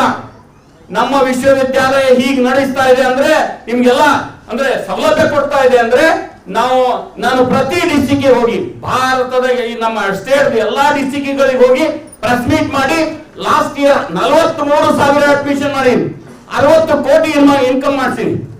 100 ಕೋಟಿ ನಮ್ಗೆ ಎಕ್ಸ್ಪೆಂಡಿಚರ್ ಇದೆ. ಇಷ್ಟೆಲ್ಲ ಅಂದ್ರೆ ನನಗೆ ಛಲ ಇದೆ, ನಾನು ಪ್ರೆಸಿಡೆಂಟ್ ಆಗ್ಬೇಕೆಂಬ ಛಲ ಇದೆ. ನಿಮಗೆ ಎಲ್ಲರಿಗೆ ಈಗ ಎಷ್ಟು ನಮ್ಮ ವಿದ್ಯಾರ್ಥಿಗಳಾಗಿ ಬಂದಿರಿ, 50 ದಿವಸ ಕೋಚಿಂಗ್ ತಗೊಂಡಿರಿ, ಪ್ರತಿಯೊಬ್ಬರಲ್ಲಿ ಛಲ ಇರಬೇಕು. IAS ಆಗ್ಬೇಕಂತ, IPS ಆಗ್ಬೇಕಂತ. ನಮ್ಮ ಬ್ಯಾಕ್ ಗ್ರೌಂಡ್, ನನ್ನ ಫಾದರ್ ಇಲ್ಲ IPS officer long back, Veerabhadrappa ಅಂತ he was a terror. Bengaluru ಮನ್ಸ್ ಮಾಡಿದ್ರೆ ಅವ್ರು ಬೆಂಗಳೂರಿನಲ್ಲಿ ಏನೋ ಮಾಡಬೇಕಾಗಿತ್ತು. He was a very dedicated officer. ನನ್ನ ಬ್ರದರ್ ಇಲ್ಲ, he's a IAS officer. Already ತಮ್ಗೆ ಹೇಳಿದ್ದೆ ನಾನು, ಅಮರ್ನಾಥ್ ಒಳಗಡೆ ಅಂತ. ನನ್ನ ಫ್ಯಾಮಿಲಿ ಎಲ್ಲ ಡಾಕ್ಟರ್ಸ್ ಇದ್ದಾರೆ. ಆದ್ರೂ ನನ್ನ ಛಲ ಕಾಯಕ ಕೈಲಾಸ ಅಂತ ಹೇಳಿದ್ರು. That is work is worship. ನನ್ಗೆ ಯಾವಾಗೂ ಛಲ ಇದೆ, ಕಾಯಕ ಫ್ರೀ ಆಗಿ ಊಟ ಮಾಡಕ್ಕಿಲ್ಲ, ನಾನು ದುಡಿದು ತಿನ್ಬೇಕಂತ ನಮ್ಮ ತಂದೆ ಹೇಳಿದ್ದು. ಅದರ ಸಲುವಾಗಿ ಹಗಲು ರಾತ್ರಿ ದುಡಿತೀನಿ ನಾನು. ದಟ್ ಈಸ್ ನಿಮಗೆ ಛಲ ಬೇಕು. ಏನ್ ಛಲ ಬೇಕಂದ್ರೆ ನನ್ನ ತಂದೆ ತಾಯಿಗಳನ್ನ ಇಲ್ಲಿ ಮೈಸೂರು ಓಪನ್ ಯೂನಿವರ್ಸಿಟಿ ಕಳಿಸಿದ್ದಾರೆ. ನಾನು ಛಲದಿಂದ ಅದನ್ನ ಸರಿಯಾಗಿ ಕಲ್ಕೊಂಡು ಸರಿಯಾಗಿ ವಿದ್ಯಾಭ್ಯಾಸ ಮಾಡಿ ನನ್ನ ಮುಂದಿನ ಗುರಿಯನ್ನ ಸಮಾಜವನ್ನ ಸೇವೆ ಮಾಡಲಿಕ್ಕೆ ಸಿದ್ಧನಾಗ್ತೀನಿ ಮತ್ತು ಪರ್ಫೆಕ್ಟ್ ನಾವು ಹ್ಯೂಮನ್ ಬೀಯಿಂಗ್ ಆಗ್ತೀನಿ ಅಂತ ಅದು ತಮ್ಮಲ್ಲಿ ಬೇಕು. ಅದು ಇದ್ರೆ ತಾವು ಡೆಫಿನೆಟ್ ಆಗಿ ಈ 500 ವಿದ್ಯಾರ್ಥಿಗಳು ಎಲ್ಲರೂ IAS ಆಗ್ತಾರೆ, ಎಲ್ಲರೂ IPS ಆಗ್ತಾರೆ. ಎಲ್ಲಿ ಫೇಲ್ ಆಗ್ತೇವೆ ಅಂದ್ರೆ ಸತತ ಪ್ರಯತ್ನ ಇರಂಗಿಲ್ಲ, ಕನ್ಸಿಸ್ಟೆನ್ಸಿ ಇರಂಗಿಲ್ಲ. ನಮ್ಮಲ್ಲಿ ಏನಾದ್ರು ಸ್ವಲ್ಪ ತೊಂದರೆ ಇತ್ತಂದ್ರೆ ಬಿಟ್ಬಿಡ್ತೇವೆ. ಹಂಗಾಗ್ಬಾರ್ದು. ಎಷ್ಟೇ ತೊಂದರೆ ಇದ್ರು, ಈಗ ನಮ್ಗೆಲ್ಲ ಇಷ್ಟೆಲ್ಲ ಜನ ಕೂತಾರ ದೊಡ್ಡ ಚೇರ್ ಮೇಲೆ ಅಂದ್ರೆ ಇವ್ರಿಗೆ ಏನ್ ಕಷ್ಟ ಆಗಿಲ್ಲ ತಿಳ್ಕೊಂಡ್ಬೇಡ್ರಿ.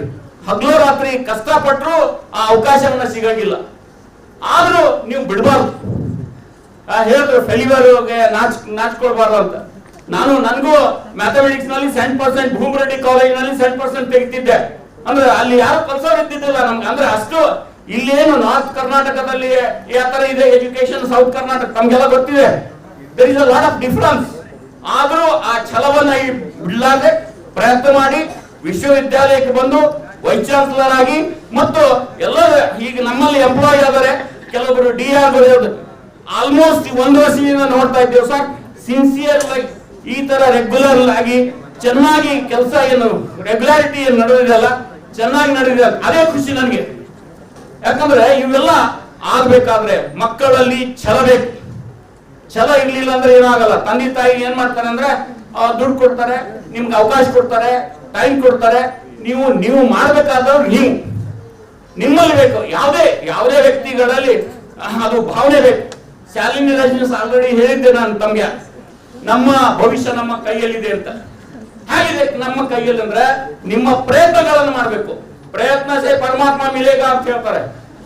ಪ್ರಯತ್ನ ಸೇ ಪರಮಾತ್ಮ ಮಿಲೇಗ ಅಂದ್ರೆ ಪರಮಾತ್ಮ ಸಿಕ್ಕಿದ ಮೇಲೆ ಮತ್ತೇನು IAS ಏನು nothing. That he has to be there. ಆವಾಗ ನಿಮ್ಮ ಗುರಿಯನ್ನ ಮುಟ್ಟಬಹುದು ಅಂತ ಹೇಳುತ್ತಾ, ನಿಮ್ಮಲ್ಲಿ ಯಾವಾಗ್ಲೂ ಆ ಶಕ್ತಿ ಬೇಕು. ಶಕ್ತಿ ಬೇಕಂತಂದ್ರೆ ನಿಮ್ಮಲ್ಲಿ ಯಾವಾಗ್ಲೂ ಹೆಲ್ತ್ ಅನ್ನ ಚೆನ್ನಾಗಿ ಇಟ್ಕೋಬೇಕು, ಕಾಪಾಡ್ಕೋಬೇಕು. Health is wealth. ಯಾವಾಗ್ಲೂ ನಾವು IAS ಆಗ್ಬೇಕು, ಜ್ವರ ಅಂತಂದ್ರೆ IAS ಆಗಲ್ಲ. ಯಾಕಂದ್ರೆ ಅದನ್ನು ಕಾಪಾಡಬೇಕಾಗ್ತದೆ. 24 hours ನಮ್ಗೆ ಕೊಟ್ಟಿದ್ದಾರೆ ಅಂದ್ರೆ ನಿದ್ದೆನೂ ಚೆನ್ನಾಗಿ ಮಾಡ್ಬೇಕು. 8 ಅವರ್ಸ್ ಮಾಡಿ, 8 ಅವರ್ಸ್ ನಿಮ್ಮ ಅದರ್ ಆಕ್ಟಿವಿಟೀಸ್ ಖರ್ಚು ಮಾಡಿ, 8 ಅವರ್ಸ್ ಸತತವಾಗಿ ಪ್ರಯತ್ನ ಮಾಡಿ ಡೆಫಿನೆಟ್ ಆಗಿ IAS ಆಗ್ತೀರಿ ಅಂತ ಹೇಳ್ತಾ ನಮ್ಮ ವಿಶ್ವವಿದ್ಯಾಲಯಕ್ಕೆ ಬಂದು 53 ದಿವಸಗಳ ಕೋಚಿಂಗ್ ತಗೊಂಡು ನಮ್ಮ ವಿಶ್ವವಿದ್ಯಾಲಯದಿಂದ ಸ್ವಲ್ಪ ಆದರೂ ಕಲ್ಕೊಂಡು ಹೋಗ್ಬೇಕಂತ ನನ್ನ ಆಸೆ ಇದೆ. ನಾನು ದಾವಣಗೆರೆ ವಿಶ್ವವಿದ್ಯಾಲಯದಲ್ಲಿ ಇದ್ದಾಗ ನಾನು IAS IPS ಕೋಚಿಂಗ್ ಸೆಂಟರ್ ಮಾಡಿ ಅವಾಗ ಸ್ವಂತ ನಾನು 3 ಲಕ್ಷ ರೂಪಾಯಿಯನ್ನು ಕೊಟ್ಟು ಅದಕ್ಕೆ ಮತ್ತು ಅವರು DC ಅಲ್ಲಿದ್ರು ಇವರು ಮಳಿಗೆ ಅಂತ ಅವರು ಎಲ್ಮಾರ ಎಲ್ಲ ಇಸ್ಕೊಟ್ಟಿದ್ರು. ಅವಾಗ ಕರೋನಾ ಬಂತು, ಕೆಲವೊಂದು ದಿವಸ ನಡೆಸಿದೆವು ನಾವು. ಅದೇ ಇಂಟ್ರೆಸ್ಟ್ ನನಗೇನಿದೆ, ಇಲ್ಲಿ ಎಲ್ಲಿ ಯಾರೇ ಬರಲಿ, ಅವರು ಎಲ್ಲ ಬಡವರು ಬರಲಿ, ದೊಡ್ಡ ಶ್ರೀಮಂತರು ಬರಲಿ, ಎಲ್ಲರಿಗೂ ನನ್ನ ಹತ್ರ ಟ್ರೀಟ್ಮೆಂಟ್ ಒಂದೇ. ಯಾರು ಕೆಲಸ ಮಾಡ್ತಾರೆ ಅವ್ರಿಗೆ ನಾ ಪ್ರೀತಿ ಮಾಡ್ತೀನಿ. ನಮ್ಮ ಅಜ್ಜಿ ಹೇಳ್ತಿದ್ರು 105 ವರ್ಷ ಇದ್ರು ಅವರು, ಏನ್ ಮೌ ಅಂತಂದ್ರೆ ಪ್ರೀತಿ, ಏನ್ ಮೌ ಅಂದ್ರೆ ಕೆಲಸ ಮೌ ಮಗ ಅಂತಂತಿದ್ರು. ಅದ್ರ ಸಲುವಾಗಿ ಎಲ್ಲ ನನ್ನ ಮಕ್ಕಳು, ಎಲ್ಲ ವಿದ್ಯಾರ್ಥಿಗಳು ಕೆಲಸ ಮಾಡಬೇಕು. ಕೆಲಸ ಅಂದ್ರೆ ಏನು? ನಿಮ್ಮ ಕೆಲಸ ಏನು? What is your work? ಓದೋದು ಅಂದ್ರೆ ಕಾಯಕವೇ ಕೈಲಾಸ. ಸ್ಟೂಡೆಂಟ್ ವರ್ಕ್ ಏನು? You have to student sincerely, regularly. That is a ಕಾಯಕವೇ ಕೈಲಾಸ. ಟೀಚರ್ಸ್ ಕಾಯಕ, ಸರಿಯಾದ ಪಾಠ ಪ್ರವಚನ ಮಾಡೋದೇ ಟೀಚರ್ಸ್ ಕಾಯಕ. ಹೀಗಾಗಿ ಇಲ್ಲೆಲ್ಲ ಬಂದವರು ಇದನ್ನು ತಾವು ಕಲ್ಕೊಂಡು Mysuru is a beautiful city. ಮತ್ತೆ ಈ ಬ್ಯೂಟಿಫುಲ್ ಸಿಟಿ ಎಲ್ಲ ಇದ್ದಂತವ್ರು ಎಲ್ಲರೂ ಅದನ್ನ ನೋಡ್ಬಾರ್ದು. ಅಂದ್ರೆ ಕೆಟ್ಟದ್ರಿಂದನೂ ನಾವು ಒಳ್ಳೇದು ಕಲಿಬೇಕು ಮತ್ತು ಒಳ್ಳೇದಿಂದ ಒಳ್ಳೆ ಕಲಿಬೇಕು ಅಂತ ಈಗಾಗಲೇ ಅತಿಥಿಗಳು ಹೇಳಿದ್ರು. ಹೀಗಾಗಿ ತಾವೆಲ್ಲ ಮಾಡ್ತೀರಿ ಅಂತ, ತಮ್ಮಲ್ಲಿ ಶಕ್ತಿ ಇದೆ, ಮಾಡ್ತೀರಿ ಅಂತ ಹೇಳುತ್ತಾ ನಮ್ಮ ವಿಶ್ವವಿದ್ಯಾಲಯದಿಂದ ಕಲ್ಕೊಂಡು ಹೋಗಿದ ಮೇಲೆ ನೀವು ಪ್ರಯತ್ನ ಬಿಡಬೇಡ್ರಿ ಅಂತ ಹೇಳಿ ನನ್ನ ಮಾತು ಮುಗಿಸ್ತೀನಿ. ಜೈ ಜೈ ಕರ್ನಾಟಕ. ವಿಶ್ವವಿದ್ಯಾಲಯದ ಗೌರವಾನ್ವಿತ ಕುಲಪತಿಗಳು, ನಮ್ಮ ನೆಚ್ಚಿನ ಕುಲಪತಿಗಳು ಆದಂಥ ಪ್ರೊಫೆಸರ್ ಶರಣಪ್ಪ ವಿ ಅಲ್ಸೇರ್ ಸರ್ ಅವರೇ, ಇಂದಿನ ಮುಖ್ಯ ಅತಿಥಿಗಳಾದಂಥ IPS ಅಧಿಕಾರಿ ಶ್ರೀಯುತ ಮೊಹಮ್ಮದ್ ಹ್ಯಾರಿಸ್ ಸುಮೇರ್ ಅವರೇ, ಹಾಗೂ ಇನ್ನೊಬ್ಬ ಅತಿಥಿ ಹಿರಿಯ IFS ಅಧಿಕಾರಿಯಾದಂಥ ಶ್ರೀಯುತ ಡಿ ಮಹೇಶ್ ಕುಮಾರ್ ಅವರೇ, ಸನ್ಮಾನ್ಯ ಕುಲಸಚಿವರೇ, ಶ್ರೀಯುತ ಸತ್ಯನಾರಾಯಣ ಜಯನಹಳ್ಳಿ ಅವರೇ, ರಮಾನಾಥ ನಾಯ್ಡು ಸರ್ ಅವರೇ, ಹಾಗೂ ಎಲ್ಲ ನನ್ನ ಮೆಚ್ಚಿನ ವಿದ್ಯಾರ್ಥಿಗಳೇ, ಆಹ್ವಾನಿತರೆ, ಇವತ್ತಿನ ದಿನ ಬಹಳ ಚೆನ್ನಾಗಿ ನಮ್ಮ ಬಂದಿದ್ದಂಥ ಅತಿಥಿಗಳು, ಸನ್ಮಾನ್ಯ ಕುಲಸಚಿವರು, ಗೌರವಾನ್ವಿತ ಕುಲಪತಿಗಳು ಬಹಳ ವಿಶೇಷವಾಗಿ ನಿಮ್ಮನ್ನೆಲ್ಲ ಉದ್ದೇಶಿಸಿ ಒಳ್ಳೆ ಇನ್ಸ್ಪಿರೇಷನಲ್ ಸ್ಪೀಚ್ನ ಕೊಟ್ಟಿದ್ದಾರೆ. ನಾವೆಲ್ಲ ಇಷ್ಟೆಲ್ಲ ನಮ್ಮ ಮಾನ್ಯ ಕುಲಪತಿಗಳು ಹೇಳ್ತಾ ಇದ್ರು, ಇಷ್ಟೆಲ್ಲ ಅವಕಾಶಗಳನ್ನ ನಾವು ತಮಗೆ ಕೊಟ್ಟಿರೋ ಉದ್ದೇಶನೇ ನಿಮ್ಮಲ್ಲಿ ಎಲ್ಲರೂ ಕೂಡ ಒಂದು ಉತ್ತಮ ಸ್ಥಾನಕ್ಕೆ ಹೋಗಬೇಕು, ಚೆನ್ನಾಗಿ ಓದಿ ಒಳ್ಳೆ ಕೆಲಸಗಳಿಗೆ ಹೋಗಬೇಕು, ಹಾಗೆಯೇ ಅತಿಥಿಗಳು ಹೇಳೋ ಹಾಗೆ ಜನಸೇವೆಯನ್ನು ಮಾಡಬೇಕು, ದೇಶ ಸೇವೆಯನ್ನು ಮಾಡಬೇಕು ಅನ್ನೋ ಉದ್ದೇಶ. ಬಹುಶಃ ನಿಮ್ಗೆ ಈಗೆಲ್ಲ ಅರ್ಥ ಆಗಿದೆ. ನಿಜವಾಗ್ಲೂ ನಾವು ಯಾಕೆ IAS IPS IFS ಅಥವಾ ಇನ್ನಿತರ ಯಾವುದೇ ಒಂದು ಪರೀಕ್ಷೆಗಳನ್ನ ಪಾಸ್ ಮಾಡಿದ್ರೆ ಏನು ಮಾಡಬೇಕು ಅನ್ನತಕ್ಕಂಥ ಉದ್ದೇಶ ಇವತ್ತಿನ ಸಮಾರಂಭದಲ್ಲಿ ಕ್ಲಿಯರ್ ಆಗಿ ಅರ್ಥ ಆಗಿದೆ. ಈ 53 ದಿನಗಳ ಏನು ತರಬೇತಿ ಆಗಿದೆ ನಿಮಗೆ, ಇದು ಜೀವನದುದ್ದಕ್ಕೂ ನೆನಪಿರಲಿ. ಹಾಗೆ ನೋಡಿ, ಕರ್ನಾಟಕ ರಾಜ್ಯ ಮುಕ್ತ ವಿಶ್ವವಿದ್ಯಾಲಯ ದಯವಿಟ್ಟು ಎಲ್ಲರೂ ನೆನೆಸ್ಕೊಳ್ತಾ ಇರಿ. ಪ್ರವೇಶಾತಿಗಳು ಪ್ರಾರಂಭ ಆಗಿದೆ, ಹೆಚ್ಚು ಕೋರ್ಸ್ಗಳಿದೆ, ನೀವು ಕೂಡ ಮಾಡ್ಬೋದು, ನಿಮ್ಮ ಸ್ನೇಹಿತರು ಕೂಡ ಹೇಳ್ಬೋದು. ಪರೀಕ್ಷಾಂಗ ಕುಲಸಚಿವನಾಗಿ ಒಂದೆರಡು ಮಾತುಗಳನ್ನ ಹೇಳ್ತಾ ಒಂದು ಮಾರ್ಪಣೆಯನ್ನು ಅರ್ಪಿಸಲಿಕ್ಕೆ ಇಷ್ಟಪಡ್ತೀನಿ. ಈ ಪರೀಕ್ಷೆ ಅಂತಕ್ಕಂಥದ್ದು ಕಬ್ಬಿಣದ ಕಡಲೆ ಮಾಡ್ಕೋಬೇಡಿ, ಬಿ ಹ್ಯಾಪಿ, ಒಳ್ಳೆ ಎಲ್ಲನೂ ಪ್ರೀತಿಸ್ತಕ್ಕಂಥ ಒಳ್ಳೆ ಸಂಬಂಧಗಳನ್ನ ಇಟ್ಕೊಳ್ತಕ್ಕಂಥ ಪ್ರಯತ್ನದಲ್ಲಿರಿ. ನಿಮ್ಮ ಒಳ್ಳೆತನ, ನಿಮ್ಮ ಪ್ರೀತಿ, ವಿಶ್ವಾಸ, ನಿಮ್ಮ ಭಾವನೆಗಳು ನಿಮಗೆ ಆ ಹೈಟ್ಗೆ ತಗೊಂಡೋಗುತ್ತೆ ಅಂತ ಒಂದೇ ಮಾತಿನಲ್ಲಿ ಹೇಳ್ತೀನಿ. ಬಿ ಹ್ಯಾಪಿ ಅಂತ ಯಾಕೆ ಹೇಳ್ತಾ ಇದ್ರೆ, that is the ultimate goal of our life. ನೀವೇನಿದೆಲ್ಲ ಓದ್ತಾ ಇದ್ದೀರಾ, ಇದೆಲ್ಲ ಮಾಡ್ತಾ ಇದ್ದೀರಾ, ಇಷ್ಟೆಲ್ಲ ಕಷ್ಟಪಡ್ತಾ ಇದ್ದೀರಾ, ಇವೆಲ್ಲಕ್ಕೂ ಕೊನೆಗೆ ಏನು ಬೇಕು ನಿಮಗೆ ಅಂದರೆ ಹ್ಯಾಪಿನೆಸ್ ಬೇಕು. ಆ ಹ್ಯಾಪಿನೆಸ್ ಬೇಕು, ಏನು ಬೇಕು ಅಂತ ನಾನು ಒಂದು ಲೈನಲ್ಲಿ ಹೇಳಿದ್ದೀನಿ. ಇಷ್ಟು ಹೇಳ್ತಾ ಈ ಒಂದು ಸಮಾರಂಭದಲ್ಲಿ ಉಪಸ್ಥಿತರಿರ್ತಕ್ಕಂಥ ನಮ್ಮೆಲ್ಲರ ನೆಚ್ಚಿನ ಸನ್ಮಾನ್ಯ ಗೌರವಾನ್ವಿತ ಕುಲಪತಿಗಳಾದಂಥ ಪ್ರೊಫೆಸರ್ ಶ್ರೀ ಶರಣಪ್ಪ ಅಲ್ಸೇರ್ ಸರ್ ಅವರಿಗೆ ತಮ್ಮೆಲ್ಲರ ಪರವಾಗಿ ಹೃತ್ಪೂರ್ವಕವಾದಂಥ ವಂದನೆಗಳನ್ನ ತಿಳಿಸ್ತಾ ಇದ್ದೀನಿ. ಹಾಗೆ ಇಂದಿನ ಅತಿಥಿ ಮೊಹಮ್ಮದ್ ಹ್ಯಾರಿಸ್ ಸುಮೇರ್ ಅವರು IPS ಅಧಿಕಾರಿಗಳು ಬಹಳ ಸಣ್ಣ ವಯಸ್ಸಿನಲ್ಲಿ, ಹೆಚ್ಚು ಕಡಿಮೆ ನನ್ನ ಮಗನ ವಯಸ್ಸು ಅಂತಲೇ ಹೇಳ್ಬೋದು. ಸರ್ ಹೇಳಿದಾಗೆ, ನಮ್ಮ ಕುಲಪತಿಗಳು ಹೇಳಿದಾಗೆ ನಾವು ಕೂಡ ಸಣ್ಣವರಾಗ್ಬಿಟ್ಟಿದ್ವಿ ಸರ್. ಅವ್ರ ಮಾತು ಕೇಳ್ತಾ ನಾವು ಆ ಕಾಲದಲ್ಲಿ ನಾವು ಕೂಡ ಬಹಳಷ್ಟು ಪ್ರಯತ್ನ ಮಾಡಿದ್ದೀವಿ, ಇಲ್ಲ ಅಂತಲ್ಲ. ಹಾಗೆ ನಮ್ಮ ಡಿ ಮಹೇಶ್ ಕುಮಾರ್ ಹೇಳಿದಾಗೆ ನಾವು ಅವ್ರ ಕ್ಯಾಟಗರಿನೇ, ಅದೇನು ಕ್ಯಾಟಗರಿ ಹೇಳಿದ್ರಲ್ಲ ಒಂದು, ಆ ಕ್ಯಾಟಗರಿಲೇ ನಾನು ಇದ್ದಿದ್ದು. ಸೊ ಹಾಗೆ ಸನ್ಮಾನ್ಯ ಮೊಹಮ್ಮದ್ ಹಾರಿಸ್ ಸುಮೇರ್ ಅವ್ರಿಗೂ ಕೂಡ ಈ ಸಂದರ್ಭದಲ್ಲಿ ಇಷ್ಟೊಂದು ಚೆನ್ನಾಗಿ ವಿದ್ಯಾರ್ಥಿಗಳನ್ನ ಉದ್ದೇಶಿಸಿ ಮಾತಾಡಿದ್ವಿ. ಅವ್ರಿಗೆ ಎಕ್ಸಾಂಪಲ್ ಸಮೇತ ಯಾವ ರೀತಿ ಓದಬೇಕು, ಯಾವ ರೀತಿ ದೇಶ ಸೇವೆ ಮಾಡಬೇಕು, ಜನಸೇವೆ ಮಾಡಬೇಕು ಅನ್ನೋ ಬಗ್ಗೆ ಹೇಳಿದ್ರಿ. ಸೊ ನಿಮಗೂ ಕೂಡ ವಿಶ್ವವಿದ್ಯಾಲಯದ ಪರವಾಗಿ ಹೃತ್ಪೂರ್ವಕ ವಂದನೆಗಳನ್ನ ತಿಳಿಸ್ತಾ ಇದ್ದೀನಿ. ಇನ್ನು ಬಹಳ ಸಂತೋಷ ಆಯಿತು, ಸನ್ಮಾನ್ಯ ಶ್ರೀ ಡಿ ಮಹೇಶ್ ಕುಮಾರ್ ಅವರು ನಮ್ಮ ಕರ್ನಾಟಕದಲ್ಲಿ ಯಾವುದೋ ಒಂದು ರೂರಲ್ ಏರಿಯಾದಿಂದ ಓದಿ ಇಷ್ಟೆಲ್ಲ ದೊಡ್ಡ ಸ್ಥಾನಕ್ಕೆ, IFS ಅಂದ್ರೆ ಏನು ಸಾಧಾರಣವಾಗಿಲ್ಲ, ಪ್ರಕೃತಿಯ ನಡುವೆ ಅವರು ಇವತ್ತು ಕೆಲಸ ಮಾಡ್ತಕ್ಕಂಥದ್ದು, ಅವರಲ್ಲಿ ಪ್ರಕೃತಿ ಪ್ರೇಮನ ಒಂದು ಎಕ್ಸಾಂಪಲ್ ಹೇಳ್ಬಿಟ್ರು ಅವರು. ಒಬ್ಬ ದನಕಾಯ ಹುಡುಗ ಯಾವ ರೀತಿ ಒಂದು ಗುಬ್ಬಚ್ಚಿ ಗೂಡನ್ನ ರಕ್ಷಣೆ ಮಾಡಬಲ್ಲ, ನಾವೆಲ್ಲ ಎಷ್ಟು ಓದಿದೀವಿ, ಎಷ್ಟು ಎಜುಕೇಟ್ ಆಗಿದ್ದೀವಿ, ಎಷ್ಟೊಂದು ಕ್ವಾಲಿಫಿಕೇಶನ್ ಇಟ್ಕೊಂಡಿದೀವಿ, ಈ ನಿಟ್ಟಿನಲ್ಲಿ ಯೋಚನೆ ಮಾಡಲಿಲ್ವಲ್ಲ ಅಂದ್ರೆ where is our education system going on ಅಂತ ಅನ್ಸುತ್ತೆ. ಸೊ ಆ ಒಂದು ಉದಾಹರಣೆಯಲ್ಲೇ ಗೊತ್ತಾಗ್ತಿದೆ ಅವರು ಒಬ್ಬ ನಿಷ್ಠಾವಂತ IFS ಅಧಿಕಾರಿ ಹಾಗೂ ಆ ಒಂದು ಆಟಿಟ್ಯೂಡ್ ಇರ್ತಕ್ಕಂಥ ವ್ಯಕ್ತಿ. ಸೊ ಅವರು ಕೂಡ ಈ ಸಂದರ್ಭದಲ್ಲಿ ನಮ್ಗೆಲ್ಲ ಮೋಟಿವೇಶನ್ ಕೊಟ್ಟು, ಅದರಲ್ಲೂ ವಿಶೇಷವಾಗಿ ವಿದ್ಯಾರ್ಥಿಗಳಿಗೆ ಯಾವ ರೀತಿ ಓದಬೇಕು, ಯಾವ ರೀತಿ ಪ್ರಿಪರೇಷನ್ಸ್ ಮಾಡ್ಕೊಳ್ಬೇಕು, ಏನು ನೀವು ಯಾವುದೋ ಅಡೆತಡೆಗಳಿಲ್ಲ, ನೀವು ಎಷ್ಟೇ ಪರ್ಸೆಂಟೇಜ್ ಬಂದಿರಿ, IAS ಆಗಲಿ IPS ಆಗಲಿ AFS ಯಾವುದೇ ಒಂದು ಹುದ್ದೆಗೆ ಹೋಗೋಕ್ಕೆ ಏನು ಅಡೆತಡೆ ಇಲ್ಲ ಅಂತಕ್ಕಂಥ ಮೋಟಿವೇಶನ್ ಕೊಟ್ಟರು. ಅವ್ರಿಗೂ ಈ ಸಂದರ್ಭದಲ್ಲಿ ಹೃತ್ಪೂರ್ವಕವಾದಂಥ ವಂದನೆಗಳನ್ನ ತಿಳಿಸ್ತಾ ಇದ್ದೀವಿ. ಇನ್ನು ನಮ್ಮ ಸನ್ಮಾನ್ಯ ಕುಲಸಚಿವರು ಯಾವಾಗಲೂ ಈ ಒಂದು ಇಂಥ ಕಾರ್ಯಕ್ರಮಗಳಿಗೆ ಅವರು ಪಾಸಿಟಿವ್ ನೋಟ್ನಲ್ಲೇ ಇರ್ತಾರೆ. ಅವರು ಕೂಡ ಮಾತನಾಡಿ ಯಾವ ರೀತಿ ಕಾಲಹರಣ ಮಾಡದೆ, ಮೊಬೈಲ್ ನೋಡದೆ, ನಿಮ್ಮ ಜವಾಬ್ದಾರಿಗಳೇನು, ಯಾವ ರೀತಿ ಓದ್ಕೊಳ್ಬೇಕು ಅಂತಕ್ಕಂಥದ್ದನ್ನು ಸವಿವರವಾಗಿ ಅವರು ಹೇಳಿದ್ದಾರೆ. ಸೊ ಈ ಸಂದರ್ಭದಲ್ಲಿ ಅವ್ರಿಗೂ ಕೂಡ ನಿಮ್ಮೆಲ್ಲರ ಪರವಾಗಿ ಹೃತ್ಪೂರ್ವಕ ಧನ್ಯವಾದಗಳನ್ನ ತಿಳಿಸ್ತಾರೆ. ಹಾಗೆ ನಿಮ್ಗೆಲ್ಲ ಸತ್ಯನಾರಾಯಣ ಜೈನಹಳ್ಳಿ ಅಂತ ಹೆಸರು ಹೇಳಿದ ತಕ್ಷಣ ಒಂದು ರೀತಿಯ ಉದ್ವೇಗ ಆಗುತ್ತೆ, ಒಂದು ರೀತಿ ಖುಷಿ ಆಗುತ್ತೆ ಅಲ್ವಾ? ಎಲ್ಲ ತಂದೆ ಸಮಾನರಾಗಿ ನಮ್ಮನ್ನೆಲ್ಲ ಪ್ರೀತಿ ಪಾತ್ರರಾಗಿ ನೋಡ್ಕೊಂಡಿದ್ದಾರೆ ಅಂತೇಳಿ. ಸನ್ಮಾನ್ಯ ಶ್ರೀ ಸತ್ಯನಾರಾಯಣ ಜೈನಹಳ್ಳಿ ಹೀಗೇನೆ ನಮ್ಮೆಲ್ಲರ ಜೊತೆ ಒಂದು ಫ್ಯಾಮಿಲಿನಲ್ಲಿ ಹಿರಿಯರಾಗಿ ನಮ್ಮ ಜೊತೆನೂ ಕೂಡ ಇರ್ತಾರೆ. ಇಂಥ ಕೆಲಸಗಳಿಗೆ ವಿವಿ ಅವಕಾಶ ಮಾಡಿಕೊಟ್ಟಿದ್ದೆ, ಗೌರವಾನ್ವಿತ ಕುಲಪತಿಗಳು ಎಲ್ಲ ಅವಕಾಶ ಮಾಡಿಕೊಟ್ಟಿದ್ರು. ಅದನ್ನ ನಡೆಸ್ತಕ್ಕಂಥ ಸಾರ್ಥಿ ಒಬ್ರು ಯಶಸ್ವಿಯಾಗಿ ಮಾಡ್ತಕ್ಕಂಥ ಒಬ್ಬ ಸಾರ್ಥಿ ಬೇಕೇ ಬೇಕು. ಆ ಕೆಲಸವನ್ನ ನಮ್ಮ ಸತ್ಯನಾರಾಯಣ ಜೈನಹಳ್ಳಿ ಸರ್ ಅವರು ನಿರಂತರವಾಗಿ ಮಾಡ್ತಾ ಬಂದಿದ್ದಾರೆ. ಬಹಳಷ್ಟು ಕಾರ್ಯಗಾರಗಳಾಗಿದ್ದಾವೆ, ಇನ್ನು ಮುಂದೆನೂ ನಡೀತದೆ. ಈ ಸಂದರ್ಭದಲ್ಲಿ ನಿಮ್ಮೆಲ್ಲರ ಪರವಾಗಿ ಹೃತ್ಪೂರ್ವಕ ಧನ್ಯವಾದಗಳನ್ನ ಅವರಿಗೆ ಸಮಾರಂಭದಲ್ಲಿ ಸಾಕ್ಷೀಭೂತರಾಗಿ ನಮ್ಮ ಡೀನ್ ಅಧ್ಯಯನ ಕೇಂದ್ರದ ಪ್ರೊಫೆಸರ್ ರಮನಾಥನ್ ನಾಯ್ಡು ಅವರು ಕೂಡ ಇದ್ದಾರೆ. ಅವ್ರಿಗೂ ಕೂಡ ನಿಮ್ಮೆಲ್ಲರ ಪರವಾಗಿ ಧನ್ಯವಾದಗಳು.